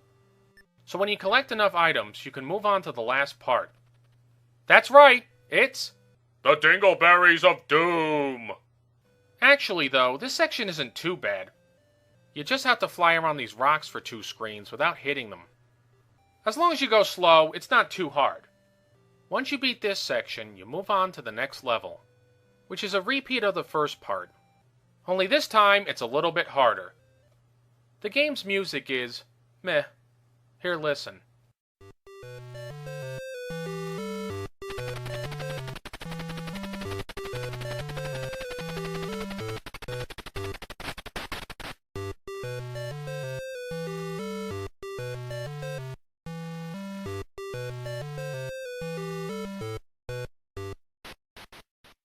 I think you'd be better off putting on the soundtrack to Gravity instead. Overall, I'd really like to give this game a big recommendation. Unfortunately, the EVA stage really soured me on the whole affair. Therefore, I can only give this game a marginal recommendation at best. So in conclusion, if you like space-based games, then play this one. If you don't, then skip it. You're really not missing all that much. If you're wondering what cold gaming means, it simply means that I'm going to take a game that I don't think I've played before. If I did play before, it was so long ago that I forgot about it. And I'm just going to do a quick playthrough and see if it's good or not. Now, I don't know. This game could be a masterpiece, or it could be a piece of shit, or it could be anywhere in between those two extremes. But in either case, I think it should be an interesting experiment. And if it works out well, I think I'll do it as a regular segment on my channel. And if it doesn't, oh well. What the hell. So anyway, here we go. Challenge of the Dragon for the NES. Going in cold. Alright, Challenge of the Dragon for the NES. Okay, I'm not even 5 seconds into it and I don't like it already. The land of Lauren was serene. It sure as hell doesn't look serene. Oh well, let's just skip through this shit. Yeah, let's go, come on. I want to play. I don't want to sit here and look at backstory. Graphics by, is that Dan Burke or Don Burke? I don't know. His name is Burke, and I'm going to go shoot him, probably, if I can find him. Alright, let's go. Come on. Oh, fuck. What the fuck am I doing? Am I just, like, doing a moonwalk or something? Oh, my God. What the fuck is this shit? Oh, Jesus. And after Dragon Fighter, you know, I thought I could trust a game with the word dragon in the title. Oh, come on! Oh, my God. Oh, I guess I jumped over that. What the fuck are these things? Are they fucking, I don't know, like Asian fucking toilet paper salesmen or something? What the? And I can't fight these guys. All I can do is just jump. These controls are fucking, all I can do is just jump around and fucking kick them. Oh my God. Oh, they both committed suicide. Thanks, guys. Ale. Oh, good. Don't mind if I take a drink. After playing this game, I'm gonna need it. And I love how this town is laid out. It's just wonderful. I mean, they just put fucking pits right in the middle of nowhere, you know. Oops, I just killed myself. Oh, well. Yeah, wonderful. Let's go. Come on. Oh, my God. You know, I wish I'd picked another game. Oh, jeez. What happened to all the fucking enemies? I guess they got smart and decided to get the hell out of this game. Frankly, I can't blame them. What the fuck? Oh, come on, you stupid toilet paper salesman. Great. So I guess, you know, these enemies do a better job killing themselves than I can do killing them. Come on, just kill the fucking guy. Oh, these controls are horrible. God fucking damn it! Come on, there's that fucking bat thingy. Oh, goody. Oh, great. God, these fucking toilet paper salesmen, just terrible. Or are these guys Jehovah's Witnesses? I mean, I guess, you know, Jehovah's Witnesses are getting, you know, more and more violent each year. And, like, Darkman, this guy is just, his feet are like they're on fucking ice skates, or he's got ice all over his feet. Oh my god. Our fucking hero, haha, a hero, yeah right, our fucking hero goes to the town and has no one around to fight, great. Yeah, now I'm gonna go drink, that booze or liquor, absinthe, or what the fuck, I can't even get it, thank you. What the fuck? What the hell did I do? Did he just spontaneously blow up or what? Oh my god. Ugh, I gotta get a drink. In this game and in reality. Ooh, he shot a fucking ring at me. Oh, and I'm dead. Game over. Good. I'm glad. Thank you. I'm glad this fucking piece of shit is over. Should I play it again? Oh, sure, why not? Let me just punish myself a little more. Oh, great. Here comes the toilet paper salesman / Jehovah's Witnesses. Ugh. Okay, well, I think I'm almost about done playing this game, guys, because it fucking sucks. The controls are shit, the music is giving me a fucking headache to the nth degree, and I don't like the hero at all, and I don't like these fucking toilet paper salesmen. Ugh. You know what? That's it, guys. I'm done. Actually, this turned out better than I thought it would. I mean the recording, not the game. I mean, I thought someone was going to come in and blow the recording, or I'd accidentally fart or knock the microphone down, but overall I think it turned out pretty well. As for the game, well, it fucking sucks all around, as you saw. I mean, my advice is simple. Just don't play the fucking thing at all. In honor of the new Indiana Jones film coming out in May, I decided to review an Indiana Jones game for the NES, and so I decided to do Last Crusade. However, Sycophant did such a great job reviewing the game that I really didn't see the point in repeating what he already had said. And by the way, if you haven't checked out his 2-part review, I definitely recommend doing so. While watching the review again, though, I did notice one omission. He didn't cover the motorcycle level. And frankly, I don't blame him. Just playing the levels that he did was torture enough for the poor guy. And since the motorcycle level's sheer hell anyway, I thought I'd go do it as a Levels from Hell segment. So here it is, Indiana Jones and Last Crusade, the motorcycle level from hell. Okay, let's get down to brass tacks. If you're defeated in the castle level, the Nazis steal your dad's diary, and you have to go all the way to fucking Berlin to get it back. Okay, now somebody please explain to me how driving all the way through Austria to Berlin will get your dad's diary back. Yes, I know the movie, he went through all this shit with a motorcycle and got chased and went to Berlin. But why not just have him grab Elsa in Berlin? It doesn't make any sense. It follows the movie way too loosely, and just having this idiotic level where you ride a motorcycle is absurd. I don't know, let's just get to it. Even the cutscene is shit. Look at this. He's just strangling some random Nazi in the middle of nowhere. Take it, Dr. Jones. Your odds of escaping Berlin alive are next to nothing. Never tell me the odds. That's from Empire Strikes Back, you numbnuts. It's not friggin' Last Crusade. Okay, so at first glance it doesn't look too bad. I mean, you get your whip, and he's on the bike, and those grails on the left side of the screen, they represent your lives. You get like 5 lives.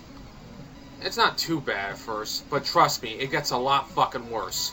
My first complaint with this level are the controls. Like the rest of the game, they fucking suck. It's horrible. I mean, you push Indy to the left, and it takes him like an hour to get to the left. You push him to the right, same deal. And this jump is wonderful. Look at this. I mean, he hovers in the air for a second. It's practically impossible to tell where the hell he's going to fucking land. It's terrible. And another thing, why can he keep his motorcycle up for so long? What, can he telekinetically lift it with his mind? Or does he have E.T. in the fucking back there lifting it for him? And these fucking Nazi bikers will drive you in fucking sane. Well, here's a tip. Don't even waste your time with a whip. Just jump on them. Oh, God. They just keep popping up again and again and again throughout the whole level. They're like weeds in your fucking garden. You can't get rid of them. Now, I know there were some of these bikers in the movie, but geez, did they send the whole Nazi army after Indy or what? Look at this road.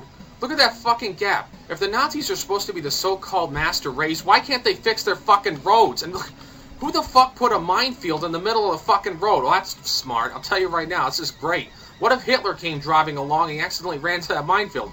Oops, I guess we just killed the Fuhrer. Oh well. Actually, that might not have been a bad thing after all. Seriously, was the guy who built this road too busy jerking off to Mein Kampf to pay attention? My second big complaint with this level is that you have no idea where you're supposed to go. Every time the road takes a fork, you're taking a 50-50 chance on whether or not you're going to get killed. There's no arrows, there's no signs, there's nothing. God, even Sewer Shark, as bad a game as that is, gave you a fucking indication of where you were supposed to go. Add to that the completely shitty controls, and you'll get killed even if you do take the right direction, or you just won't make it in time. I haven't even gotten halfway through this level yet, and it's already a clusterfuck of epic proportions. Seriously, Tadio, would have been too much to ask for, like, arrows or a sign, or hell, maybe even a garden gnome just pointing the right direction out to me. Moving on, my third gripe is that this level is just way too fucking hard. I mean, it's one hit, one kill, that's it. You get 5 lives, but you're gonna go through them like Taco Bell goes to an old lady with Crohn's. Would it have been too much to ask for a life meter? I mean, it's one thing if you fall in a pit, but if you just knock into something or bump into something lightly, you shouldn't get fucking killed for it. That's just bullshit. To the game's credit, if you get killed at an obstacle, like here, you'll be put back at the obstacle instead of being sent all the way back to the beginning of the level. Which is nice, except for the fact that since you're so close to the obstacle, you'll barely have any time to react and get out of the way. So really, when you think about it, it's a cold comfort that the game doesn't just send you to the beginning. I mean, it may as well. My fourth complaint is that there's just way too many enemies and obstacles for this level. I mean, I appreciate the fact that they want to give you a challenge, but this is berserk. I mean, in this level, you have to contend with stationary turrets, Nazi bikers, gaps in the road, minefields, mobile turrets, super gun walls of death, and tank pits. It's just way too much shit to deal with. Oh, and this part with the guns and the curves, this will drive you fucking nuts. I swear, look. You gotta take these curves super tight or else those guns are gonna blast you. And you can't jump over them. I tried. It doesn't work.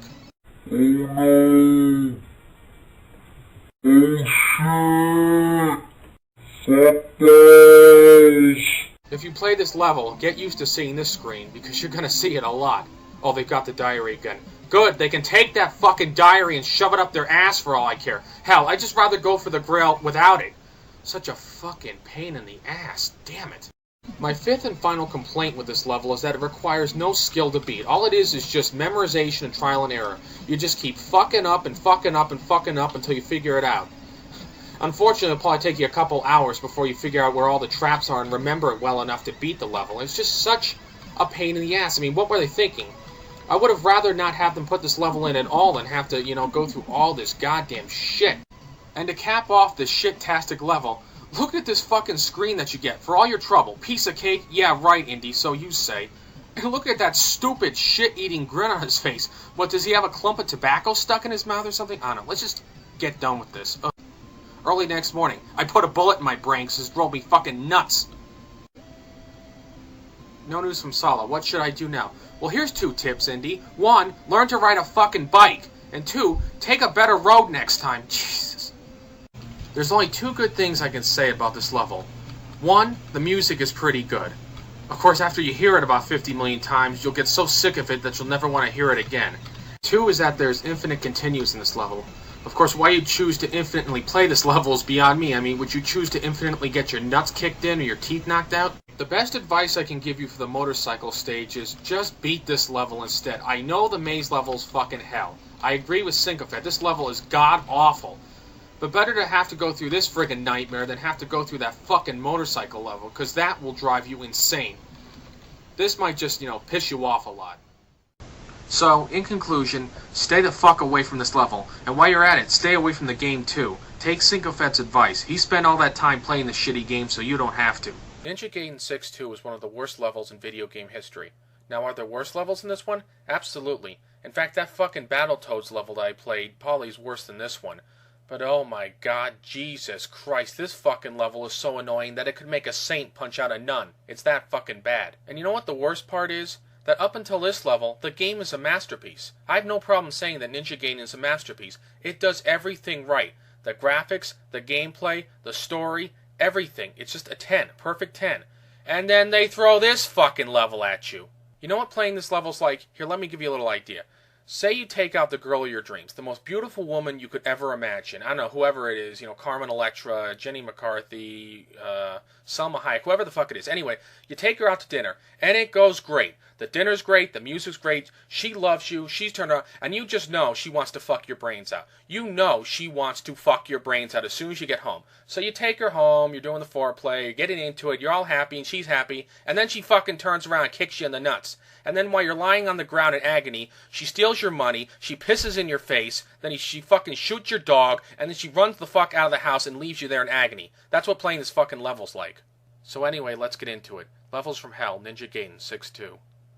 So you start out the level, and at first it looks pretty good. There's no pits, the enemies aren't too bad, it's nothing you haven't faced before. But oh wait, here comes the hurt! These motherfucking cocksucking ninjas will make your life a living hell. I guarantee you that. Oh, you may manage to kill one or two of them, but even more appear on the fucking screen. And these fucking throwing stars will annoy the shit out of you. Look at this, they're making me their fucking bitch! And you thought the Medusa heads in Castlevania were bad. By the time you get done fighting these fuckers, you're gonna wish you were fighting the Medusa heads again. Hell, you'll suck their fucking snakes, you'll be so grateful. All I can say is thank God this game has great control, because if it didn't, you would be fucked. This part would be impossible. And look at that fucking throwing star! It caught me right off guard! And look at this fucking bullshit. I ducked the star, and I still fucking get hit. Here, I'm gonna replay that part in slow motion. Look at this. The fucking star didn't even touch me, and I still get hit and killed anyway. Who the fuck fired that star anyway? Lee Harvey Oswald? Great hit detection, huh? And not to harp on this point too much, but if he gets hit in the front of the head with the star, shouldn't he be knocked backwards, not forwards? Doesn't this violate physics somehow? And look at this fucking shit, folks. I'm getting gang raped by throwing stars. That's right, fucking throwing stars. You know, if I wanted to anally rape myself that badly, I could always go out to the store, buy a kielbasa, put it in the freezer overnight, then take it out the next morning, and fuck myself in the ass with it until I bleed to death. If you want any hope of getting past this area, you better damn well collect that jump and slash, because it's just about the only thing that'll let you get through this area. Can you do it without it? Yeah, but it's practically fucking impossible. Now, the second part isn't too bad, provided you know what you're doing, but you can still fuck up, especially at this part. Don't you just love all these fucking pits? Just when you think you managed to get across safely, BAM! Some fucker hits you and kills you. Thanks, guy. And even if you manage to lure out Count Chocula's butt-fuck buddy, you still have this other fucking prick to deal with. Thanks a lot, asshole. I hope they fucking burn your nest down, you piece of shit. Anyway, once you get past that part, you have to deal with this. What the fuck is that anyway? Is that like some kind of gay, crippled midget with AIDS and scoliosis or something? I don't know. So anyway, you beat the special needs guy, you get to these fuckers who are fun. Oh, and your reflexes had better be on the ball, otherwise this'll happen. That's right, you'll get another heaping helping of butt rape courtesy of our friends from Tecmo. Now, assuming you haven't thrown the controller through the screen in a fit of rage, you'll kill Liberace's better half and then climb up this ladder. Strangely enough, they didn't put any enemies in this part. Why, I have no idea. Maybe they want to give you a little rest before they resume kicking your ass in. And here, folks, is the stuff which nightmares are made out of. Now, at first it doesn't look too bad aside from that enormous pit looming below you, but just wait, it gets a hell of a lot worse. When you get to the fourth part of this level, I would definitely suggest having the jump and slash, because otherwise this might happen. Now, can you beat it without the jump and slash? Yeah, but you have to wait for this asshole to disappear, and you have to nail that enemy just right, otherwise he'll knock you into the pit. As you can see here, having the jump and slash makes it a hell of a lot easier to beat this part.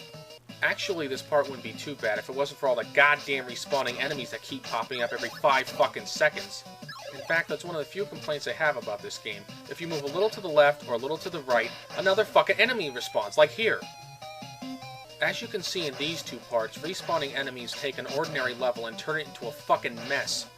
See, even if you go a little bit to the left or the right, their fucking shots will knock you back and respawn more enemies and kill you.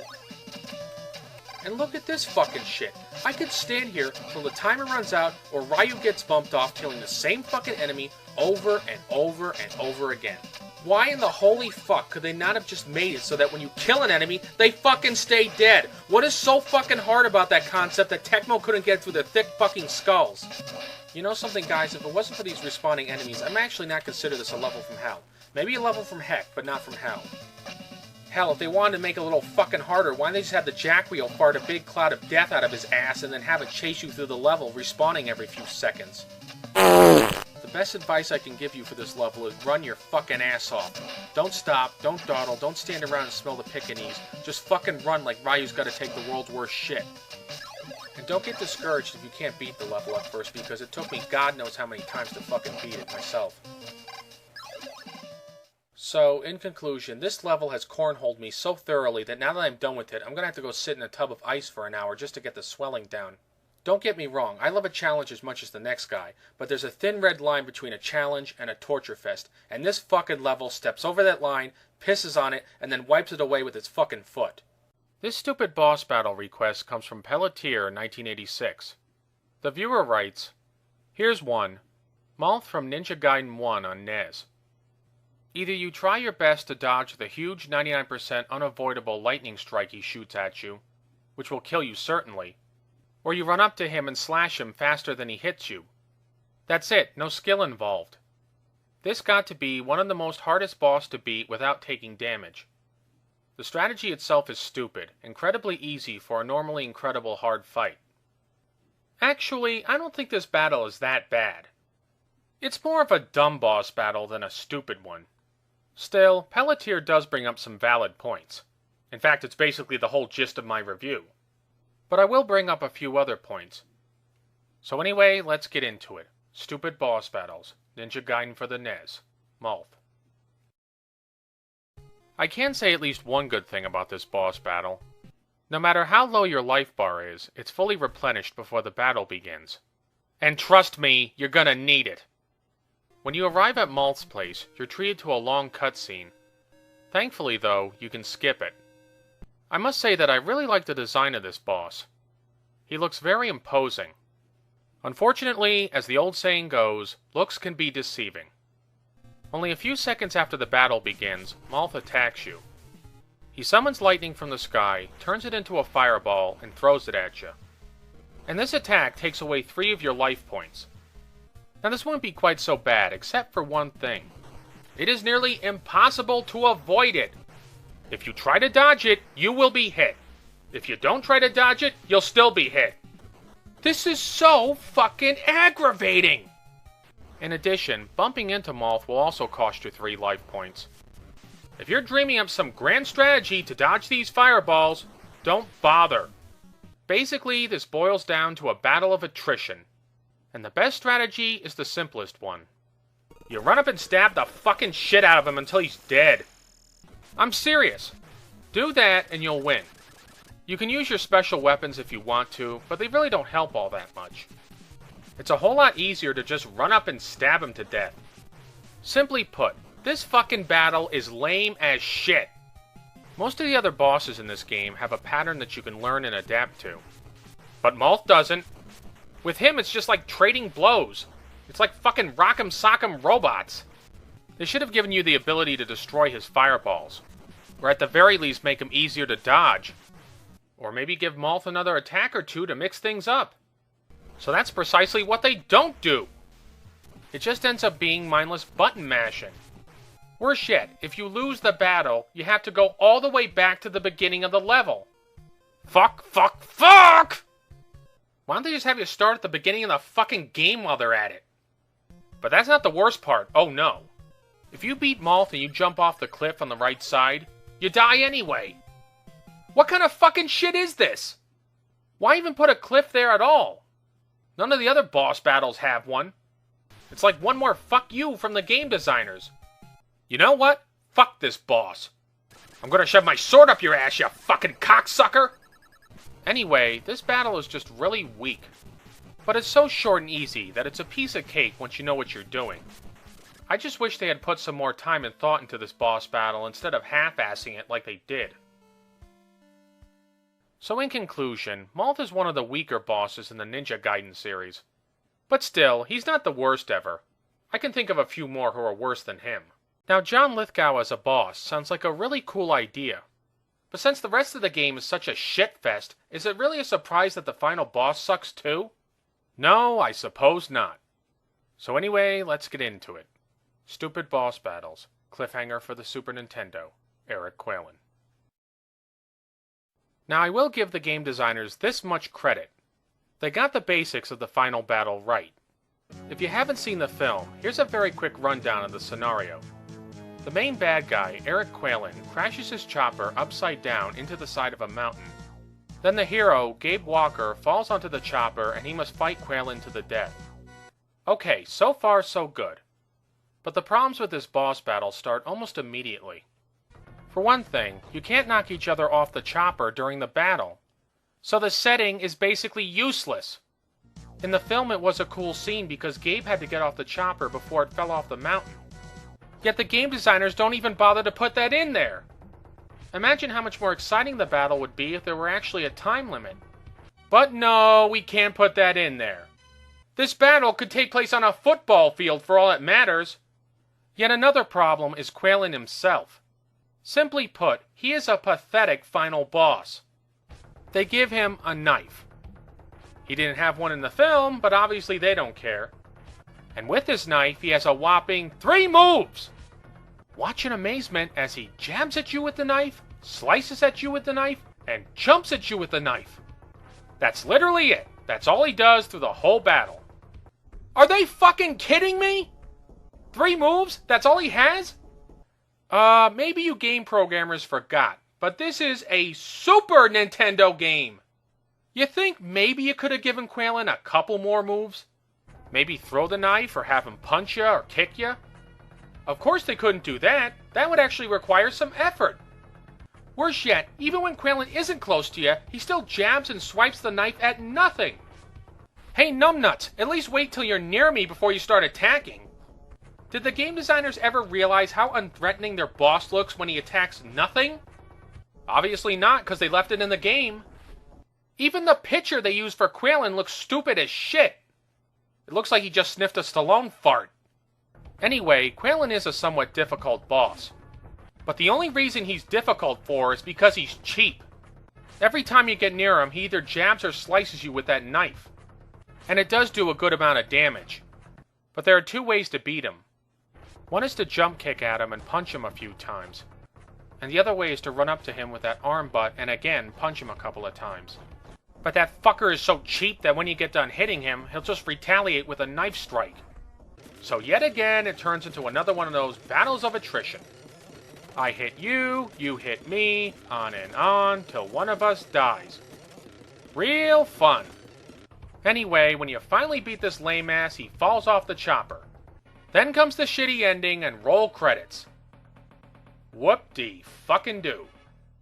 I am just flabbergasted at the lameness of this boss battle. You can tell that the game programmers didn't even try one damn bit to make this good. Now, I'm not saying that a great final boss battle could have redeemed the whole game, but it couldn't have made things any worse. So in conclusion, if my other Cliffhanger video didn't convince you to avoid this game, then I sure hope this does. Have you ever played a video game where you know 30 seconds into it that it's going to be a disaster? Well, that's Conan for the NES in a nutshell. This game does so fucking much wrong that I actually think 30 seconds was too optimistic. No, more like 10 fucking seconds. That's how long it took me to hate this game with a passion. And if you play this game, I can guarantee that it'll take you a minute or less before you get so pissed off that you'll throw your controller or your keyboard out the window. So anyway, let's get into it. Conan for the NES. To begin, the graphics in this game are fucking atrocious. Look at the Conan sprite. Could you look any more tiny and featureless if they tried? In fact, if this game weren't named Conan, would you really think that's Conan? From what I've read, Conan was this big guy who was built like a brick shithouse. He's not some fucking midget who looks like Steven Tyler from Aerosmith. And as if Conan didn't look bad enough, look at this fucking background. What the fuck, did they have like a 5-color palette or what? Could they have made the background look any more bland and featureless if they tried? Oh, we'll just throw in some shit brown, a little black, and a tiny bit of puke yellow, and that'll do nicely. You know, if I didn't see the title screen telling me that this game came out in 1990, I would have never believed it. Compare the graphics in this game to a game that came out in the same year, in this case Journey to Silius. Look at the attention to detail in Journey to Silius. Look at how the game designers actually made it look like there was a real background and not just a black fucking void. You can tell just by looking at the openings of both games that Sunsoft actually gave a shit about making a game that not only played well, but looked well too. And speaking of playing well, that's one thing that Conan sure as hell doesn't do. When you start out, you're attacked immediately and given no time to react or even get used to the controls of the environment. That's right, the game designers were so fucking considerate that they figured, what the hell, let's not give you a grace period, let's just fuck with you right away. Not only that, the game drops you right into the action with no backstory or clues about what you have to do. Admittedly, I haven't read the manual, so maybe it tells you what to do. But even so, most games are pretty intuitive, even without the manual. You know what to do. You go to the right, you kill some bad guys, you collect an item, you get to the boss, you kill the boss, proceed to the next level. But not this fucking game, oh no! After 2 motherfucking hours, I still didn't have the foggiest fucking clue about what the hell to do. That's right, 2 fucking hours. Now, I'm no member of Mensa, but Christ, I'm not a fucking doof either. I think I could figure it out if they gave me some kind of clue or hint. But no. All I could do is just run around in circles for 2 fucking hours like an asshole. Would it have fucking killed them to give you the least little hint or a sign? Or maybe even just, like, tell you what the fuck you had to do? But oh no, we can't do that. Finally, I got so fed up that I went to GameFAQs.com and used the walkthrough there. And this is what you have to do. First you have to go around killing these annoying fucking flying green demons and these skeletons until one of them drops a sword. Then you pick up the sword and go over to the hanging skeleton and chop it down with one blow. Once it's down, you have to stand around like an asshole waiting for a purple demon with a pitchfork to appear. Once it shows up, you kill it with one of your fireballs and pick up the pitchfork that it leaves. Then you go all the way over to the lion boss that shoots fireballs and kill it with one shot from the pitchfork. And after that, you go all the way to the right to the end of the level and leave. Oh, but if you think that's a piece of cake, think again. Because not only do you have to contend with all these annoying fucking enemies that respawn every 2 seconds, you also have to contend with the awful controls. Seriously, I don't think I've ever seen a game with controls this counterintuitive. For instance, B is to kick and A is to punch. Now that's all well and good, but the problems start coming in when you have to jump. To jump straight up, you just press up. Now, I'm not really a big fan of games where you have to press up to jump, but in some of them, like Kung Fu, it's not too bad.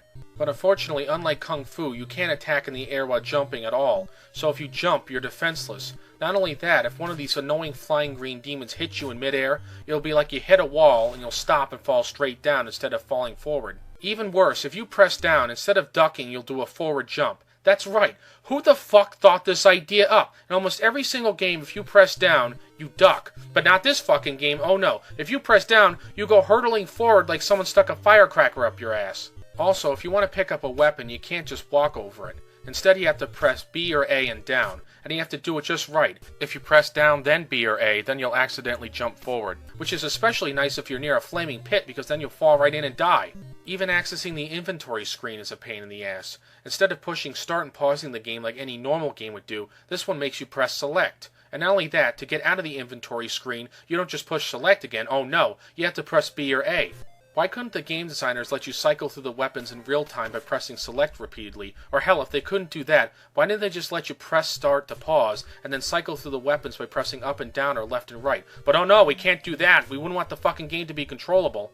Not to mention the fact that the controls are sluggish as hell. I'm serious. If you jump with Conan, it feels like you're jumping through the fucking Matrix in bullet time. It's so goddamn sluggish, it's like he's got lead weights on his shoes. As for hit detection, forget it. It's piss poor in this game. Unless you use the fireballs, you'll usually end up stabbing, kicking, or punching your enemies about 20 times before they go down.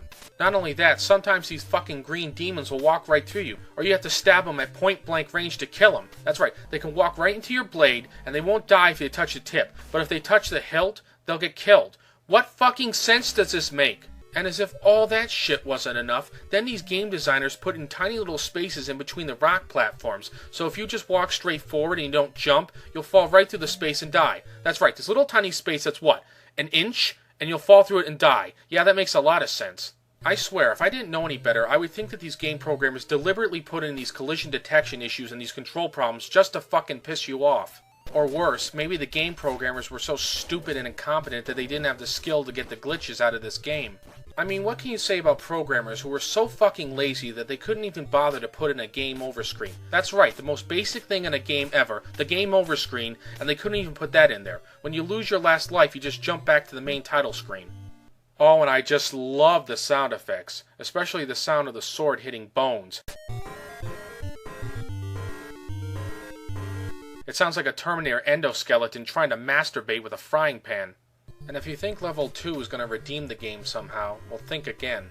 Not only do the game designers continue not giving you any clues on how to beat the level, they also continue to play dirty. Like this part here with the woman. When I first got to this area, I didn't think she was a boss. Hell, I didn't even think she was an enemy, but if you try to walk past her, she'll kill you instantly.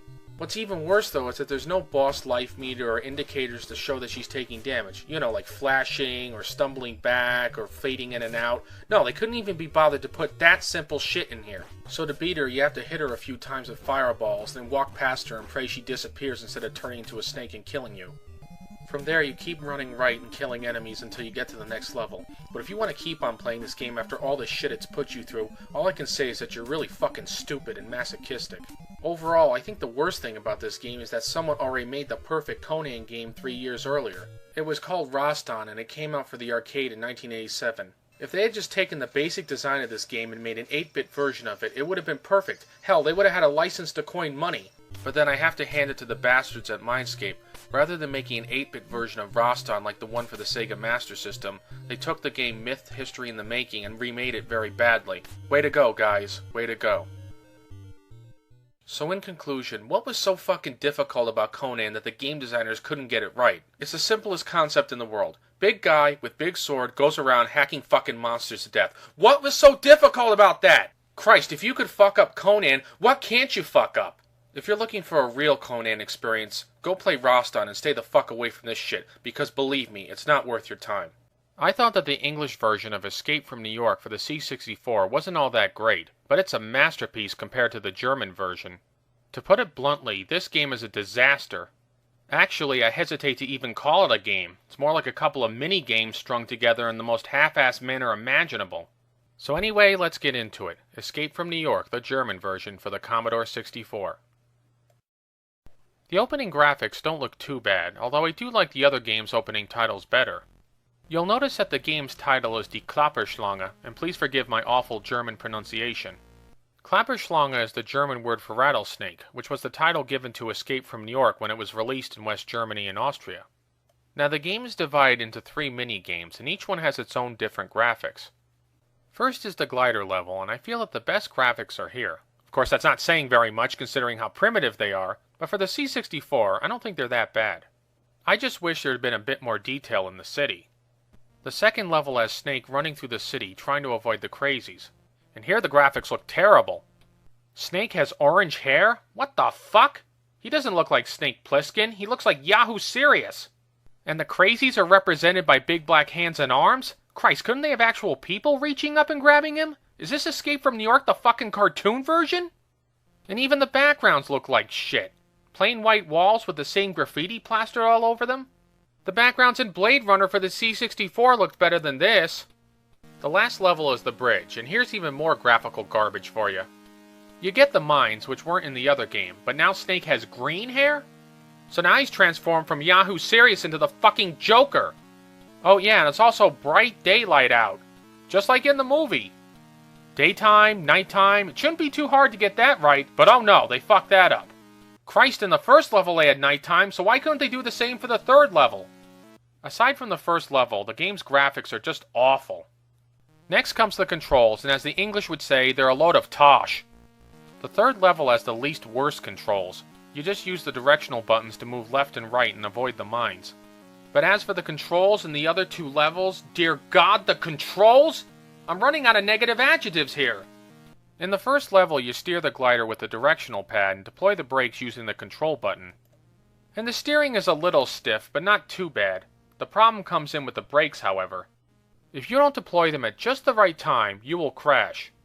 Deploy them too early and the plane will crash before it even reaches the skyscraper. Deploy them too late and you'll ride right over the skyscraper's edge. Furthermore, if you don't line the glider up just right, you'll miss the building and crash. Admittedly, landing the plane is not as hard as, say, Top Gun for the NES, but it's still a pain in the ass. Then there's the second level's controls, and here's where the real clusterfuck occurs. You move Snake left and right with the directional pad, and control allows you to jump. But the controls are so stiff that you can hardly move Snake left and right, and sometimes when you hit the control button, he won't even jump.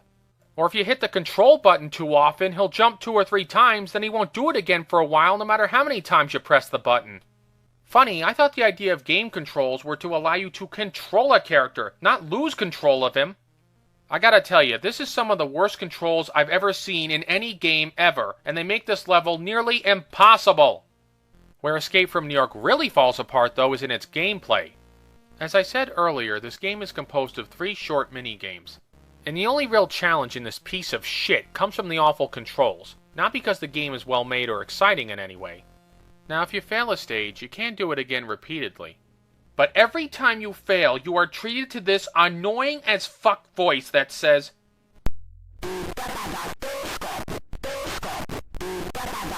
my German is very rusty, but I think it means you stupid fool, fool, you stupid. Or something like that. Well, I have something in German to say to the game too. In the words of Mozart, leck mich im Arsch. And if you win, you get another annoying message I think says, at last you stupid fool. You know, it's bad enough that the game is horrible. Does it have to insult me too?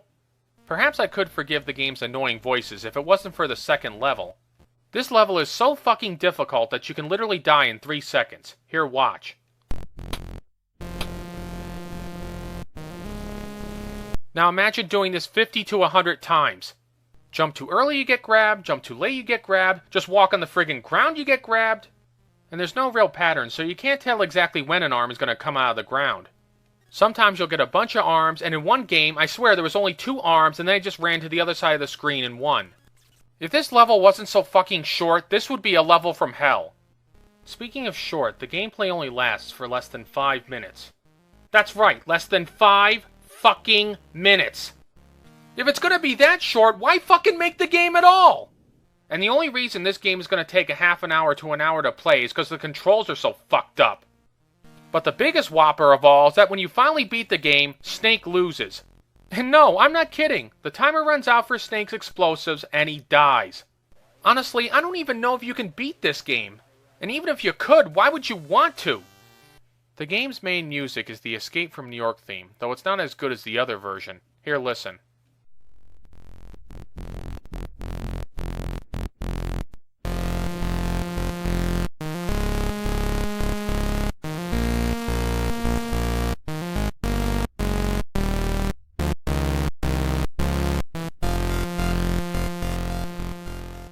There's also some incidental music, though it's so bad it's not even worth listening to. Whatever flaws the other version of Escape had, at least it was a game. The graphics looked better, the controls were decent, and it had more than 5 minutes of actual gameplay. But with this game, I'm at a loss to understand why it was even made. So in conclusion, if you have to play an Escape from New York game, then by all means play the English one. Because the German version is a complete fucking waste of time. So many people have done reviews of Back to the Future for the NES that I thought it would be rather pointless for me to do one of my own. After all, what could I say that everyone else hasn't said already? Only Play It Bogart had a dissenting view, and I found his review very interesting, even though I didn't agree with it. Anyway, I figured, instead of doing a regular review, why not do a rant or a critical commentary on one of the mini-games in this piece of shit? And why not start with the first one, Lou's Cafe? So anyway, let's get into it. Back to the Future for the NES, Lou's Cafe, the rant or critical commentary or whatever the hell you want to call it. Bullies to go. Oh ha ha.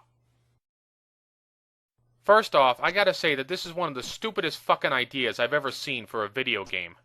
I mean, think how stupid this would be in any other game, like say Star Wars. Imagine Luke in the cantina throwing beer mugs at Greedos coming at him. Or Carrie in the gym shower throwing bloody tampons at naked teenage bullies coming at her. Anyway, you have to defeat at least 50 of these bullies coming at you, or else you have to go back to the last stage. My question is, why the fuck does he have to throw all these root beer floats at these bullies if he's standing right next to the fucking door? Why the fuck doesn't he just run out of there like he did in the goddamn movie? But oh no, he's gotta stick around and throw root beer floats. You'd think maybe they'd try a different strategy considering how this one ain't working, but nope, they just keep on coming. I lost count how many times it took me to beat this fucking level. 10, 20, 30. And look at this dumb bitch here. She comes in, she leaves. Why don't you maybe call the cops, lady? She does give you a super shake to defeat all the enemies, but funny enough, I didn't need it in this playthrough. Don't ask me why. Play It Bogart did give a good piece of advice in his review. I thought that Marty and the bullies roam free, but apparently that's not the case. There are like 7 invisible lines, and if you can line Marty up with the bullies each time, you can nail them all. And here comes the dumb bitch again. Hey, how about you leave all the super shakes at once so I can defeat all these assholes more quickly? And another thing, if there are 99 bullies, why don't they all fucking rush at me at once? I don't think even Marty McFly could sling drinks that fast. It's like those martial arts movies where the bad guys attack the hero one at a time. The worst thing of all is that this might have been a decent minigame if you didn't have to defeat 50 bullies. If it was just done for extra points, then you could say, alright, it's annoying but not too bad. But no, the game requires you to beat it. The only advice I can give for beating this minigame is to keep your eye on the left side of the screen and throw as many sodas as you can. Yeah, like that helps. The only way this minigame could be even more awful is if they put that fucking repetitive music in here. Oh yay, I beat the level, hooray for me!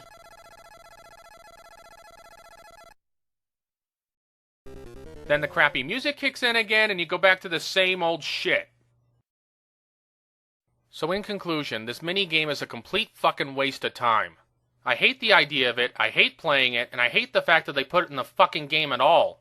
Many adjectives could be used to describe Beverly Hills Cop for the Amiga, but fun isn't one of them. In fact, I'm not even sure why Ocean decided to turn Beverly Hills Cop into a video game. Now to be fair, the movie did have some action scenes, but it really was more of a comedy than an action film. Still, I thought, what the hell, give this game a shot, it might be interesting. And then I played the game. And then it laid the hurt on me. Boy did it ever fucking lay the hurt on me. This game is so fucking bad that you'd have a better time taking a shit while swinging on a trapeze. But don't just take my word for it, see for yourself. Beverly Hills Cop for the Amiga. The game starts you out in a warehouse, and actually the graphics look pretty good. There's some detail in the backgrounds, and the character animations are pretty smooth. Unfortunately, the graphics are also repetitive. As you walk through this warehouse, the only change in scenery is where the boxes are placed and where the bad guys pop out. Also, I don't know if you consider it a positive or not, but none of the levels in the game have any music. In fact, the only music that you can find in the game is the Axel F theme in the opening screen. I suppose you could argue it's better to have no music than bad music, but on the other hand, it's kind of odd walking through this level and only hearing the sounds of the gunshots and the guys dying and these bombs exploding. And that's it for the good points. My first big complaint is that Axel walks way too fucking slowly. Look at the fucking way he just trots along like he's going to the Sunday breakfast buffet at Ponderosa. This is a fucking shootout. I would think if people are shooting at you, you fucking run and maybe duck for cover. But no, not Axel Foley. He just fucking trots along like he's an 80-year-old fart. Last time I checked, this game was called Beverly Hills Cop, not Beverly Hills Codger. If you get to an area like this and the bad guys start surrounding you with bullets and bombs, you may as well just give up and let them kill you, because there's no way you're getting out of here alive. And even if you manage to kill the bad guys, their bombs can still blow you up because Axel walks around like he's got fucking glass in his feet. Would it have been too fucking much for them to program Axel to run, or maybe even jog, or maybe even move at a brisk trot? But no, they couldn't do that, and why not? Because then the level would actually be playable. Another problem with this level is the controls, particularly the aiming. First off, Axel can't aim directly up, he can only aim up at an angle. And sometimes this problem makes it very difficult to hit guys unless you spray bullets like a maniac. And sometimes when you press down and fire, Axel will stand up and fire downwards, while other times he'll duck and fire downwards. This can be very awkward, especially when you're trying to shoot rolling targets. And since the game has no dive or roll feature, you can't jump over the bombs or roll past them. Instead, you have to go back and shoot them just right. And if you shoot them too close, you get blown up. Even more annoying, though, is the level's poor hit detection. Look at this fucking shit. I am clearly nailing that guy in the leg, yet he won't go down. So then I have to back up a little bit and then go shoot him again in the legs to kill him. Oh, but that's not the worst part. The worst part is that even after you shoot a bad guy and he falls to his death, your bullets cannot go through him. But guess what? The bad guys can. That's right. They can shoot through their own buddy's corpse and hit you, but you can't do the same to them. Oh, that's so fucking fair. The level does give you 3 lives, represented by those 3 hearts in the lower left-hand corner. And with each life, you can sustain a few hits. The only problem is that if you get caught in a couple of explosions, you can lose your life like that. The only other good thing is that the explosions can also sometimes kill your enemies. I might be more forgiving of this level's failings if it had some power-ups, or some extra weapons, or even some fucking cover. Unfortunately, it doesn't have any of these things, and it feels like a really lame port of the superb arcade game Crime City, a game that had better hit detection and much better controls. When you get past the side-scrolling level, you switch to a first-person driving and shooting level, and if you thought the previous level was aggravating, you ain't seen nothing yet. Your mission is to take down 3 trucks, and each truck takes 5 bullets to destroy.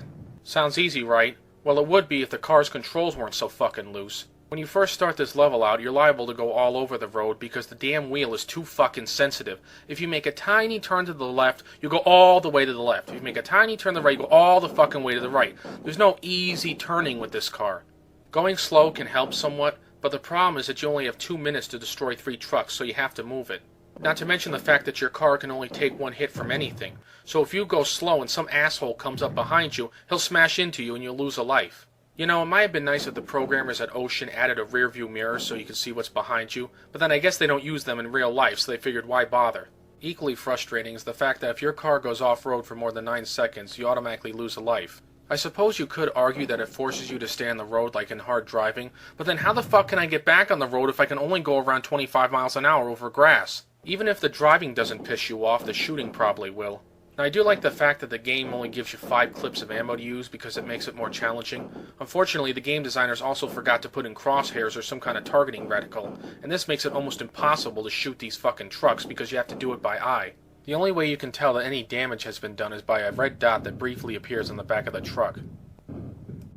If you can handle the driving and the shooting, then the first truck you encounter isn't too bad because it doesn't dump any boxes at you. But the second and third trucks do dump boxes, and this makes it almost impossible to shoot them without getting hit.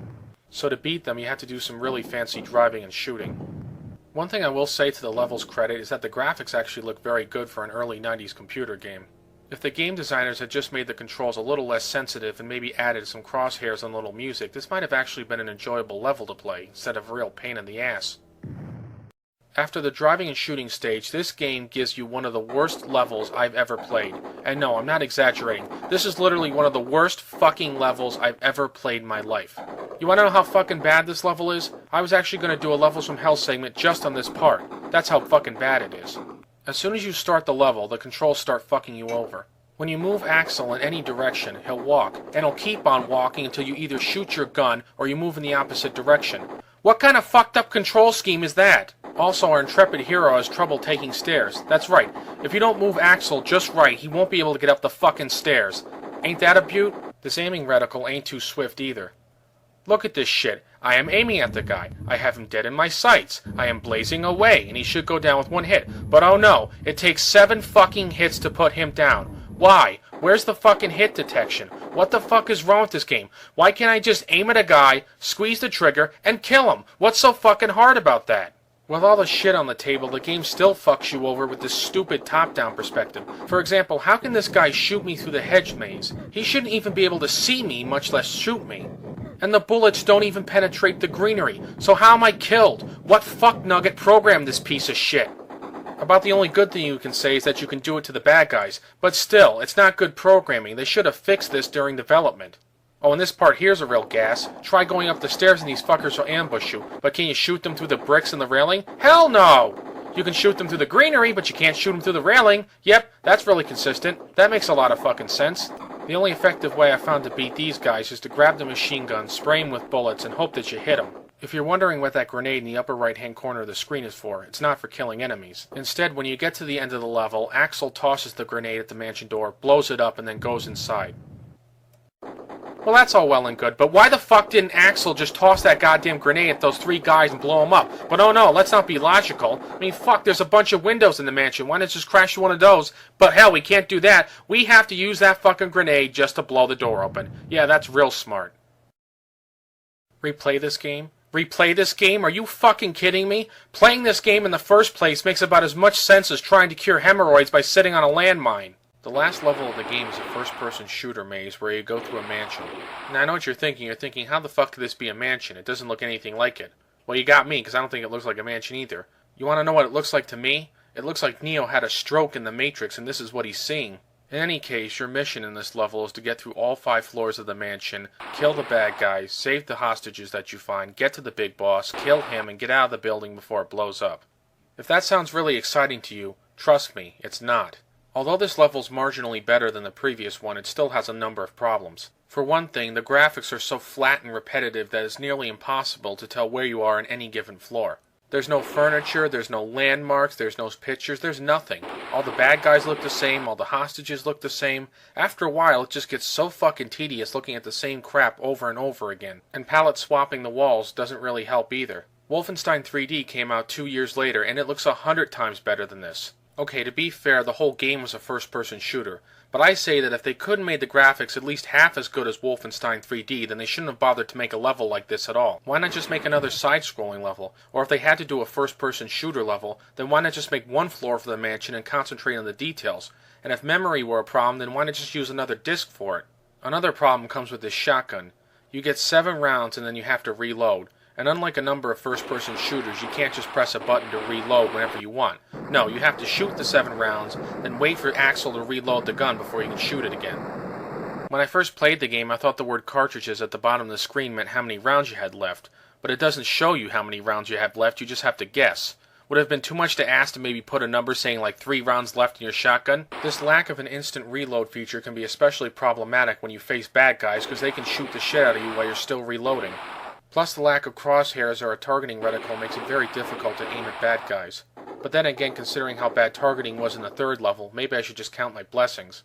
And as if all these problems weren't enough, the level is also very glitchy. You'll be walking along a corridor, everything's fine, then all of a sudden the graphics will cut out. And no, I didn't just insert a black frame, the graphics just cut out for no fucking reason. Worse yet, sometimes when you round corners, bad guys can pass through the walls and even sink into the ground like they're doing their best T-1000 impersonation.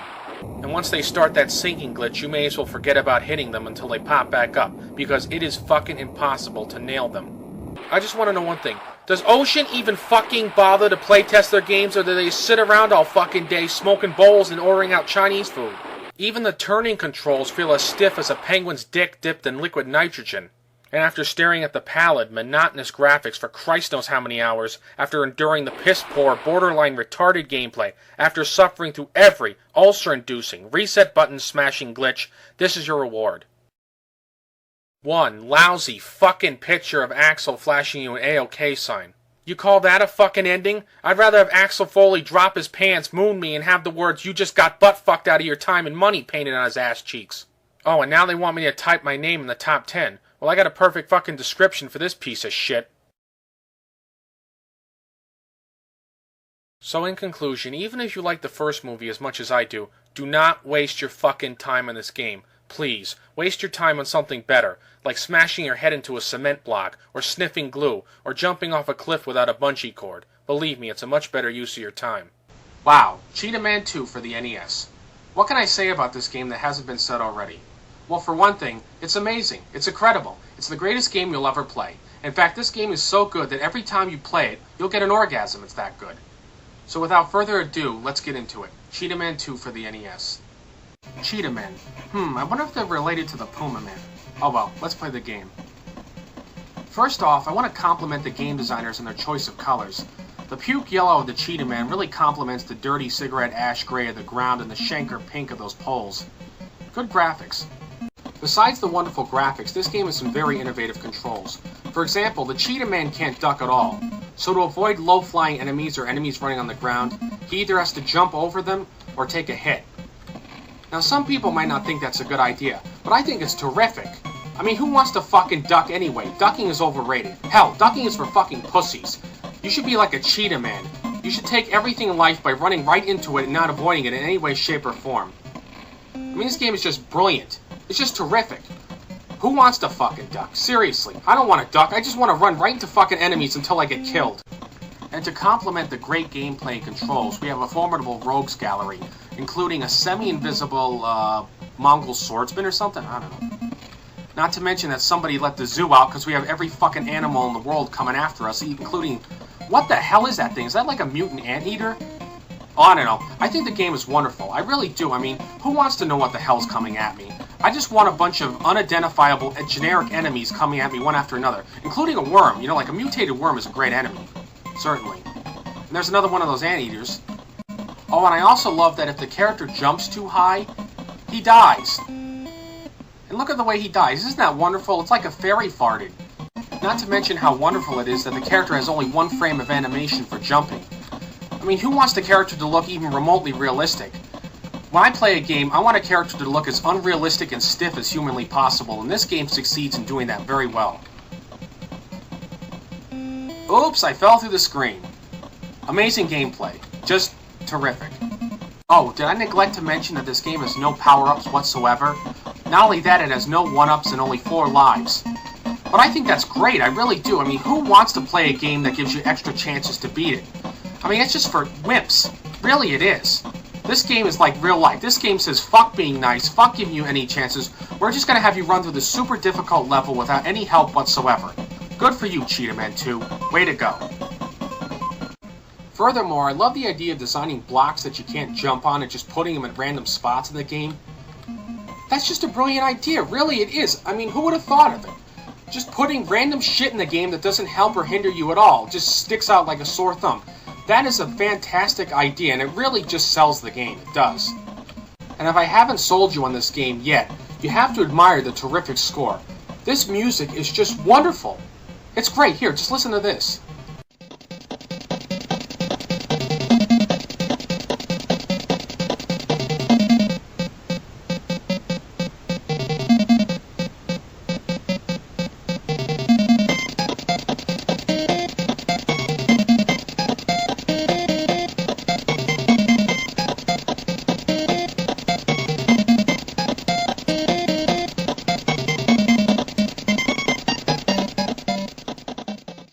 Best score ever. I'm serious. No other score has anything on this one. This is like the greatest music ever. No other score can touch this. Not Star Fox, not Mass Effect, not Gears of War, nothing. Nothing could beat this score. Not Halo. Fuck you, Halo. Your score sucks when compared to Cheetahman 2. This shit is the bomb. Hell, this shit is so good, I want to get jiggy with it. I want to get down. Next time I play Dance Dance Revolution, I'm going to load this shit up and just get funky. Also, I love how the tune just keeps repeating over and over and over throughout the level. It doesn't get old at all. Really, after a while, it really starts to grow on you. And speaking of getting old, some people might accuse this game's level design of being too repetitive, repeating itself over and over again. But I prefer to think of it as comfortable. It's like a nice warm blanket that somebody's farted on. Seriously, this game is just so wonderful in the way it just keeps repeating the same shit over and over again. I love the fact it has absolutely no originality whatsoever and just makes you go through the same thing over and over again. Really, it's an avant-garde masterpiece. It just says, fuck originality. Who wants to be original? Just play the same shit over and over again until you kill yourself. I love this game. It's just wonderful. Superb. Oh, and besides the excellent music, listen to these wonderful sound effects.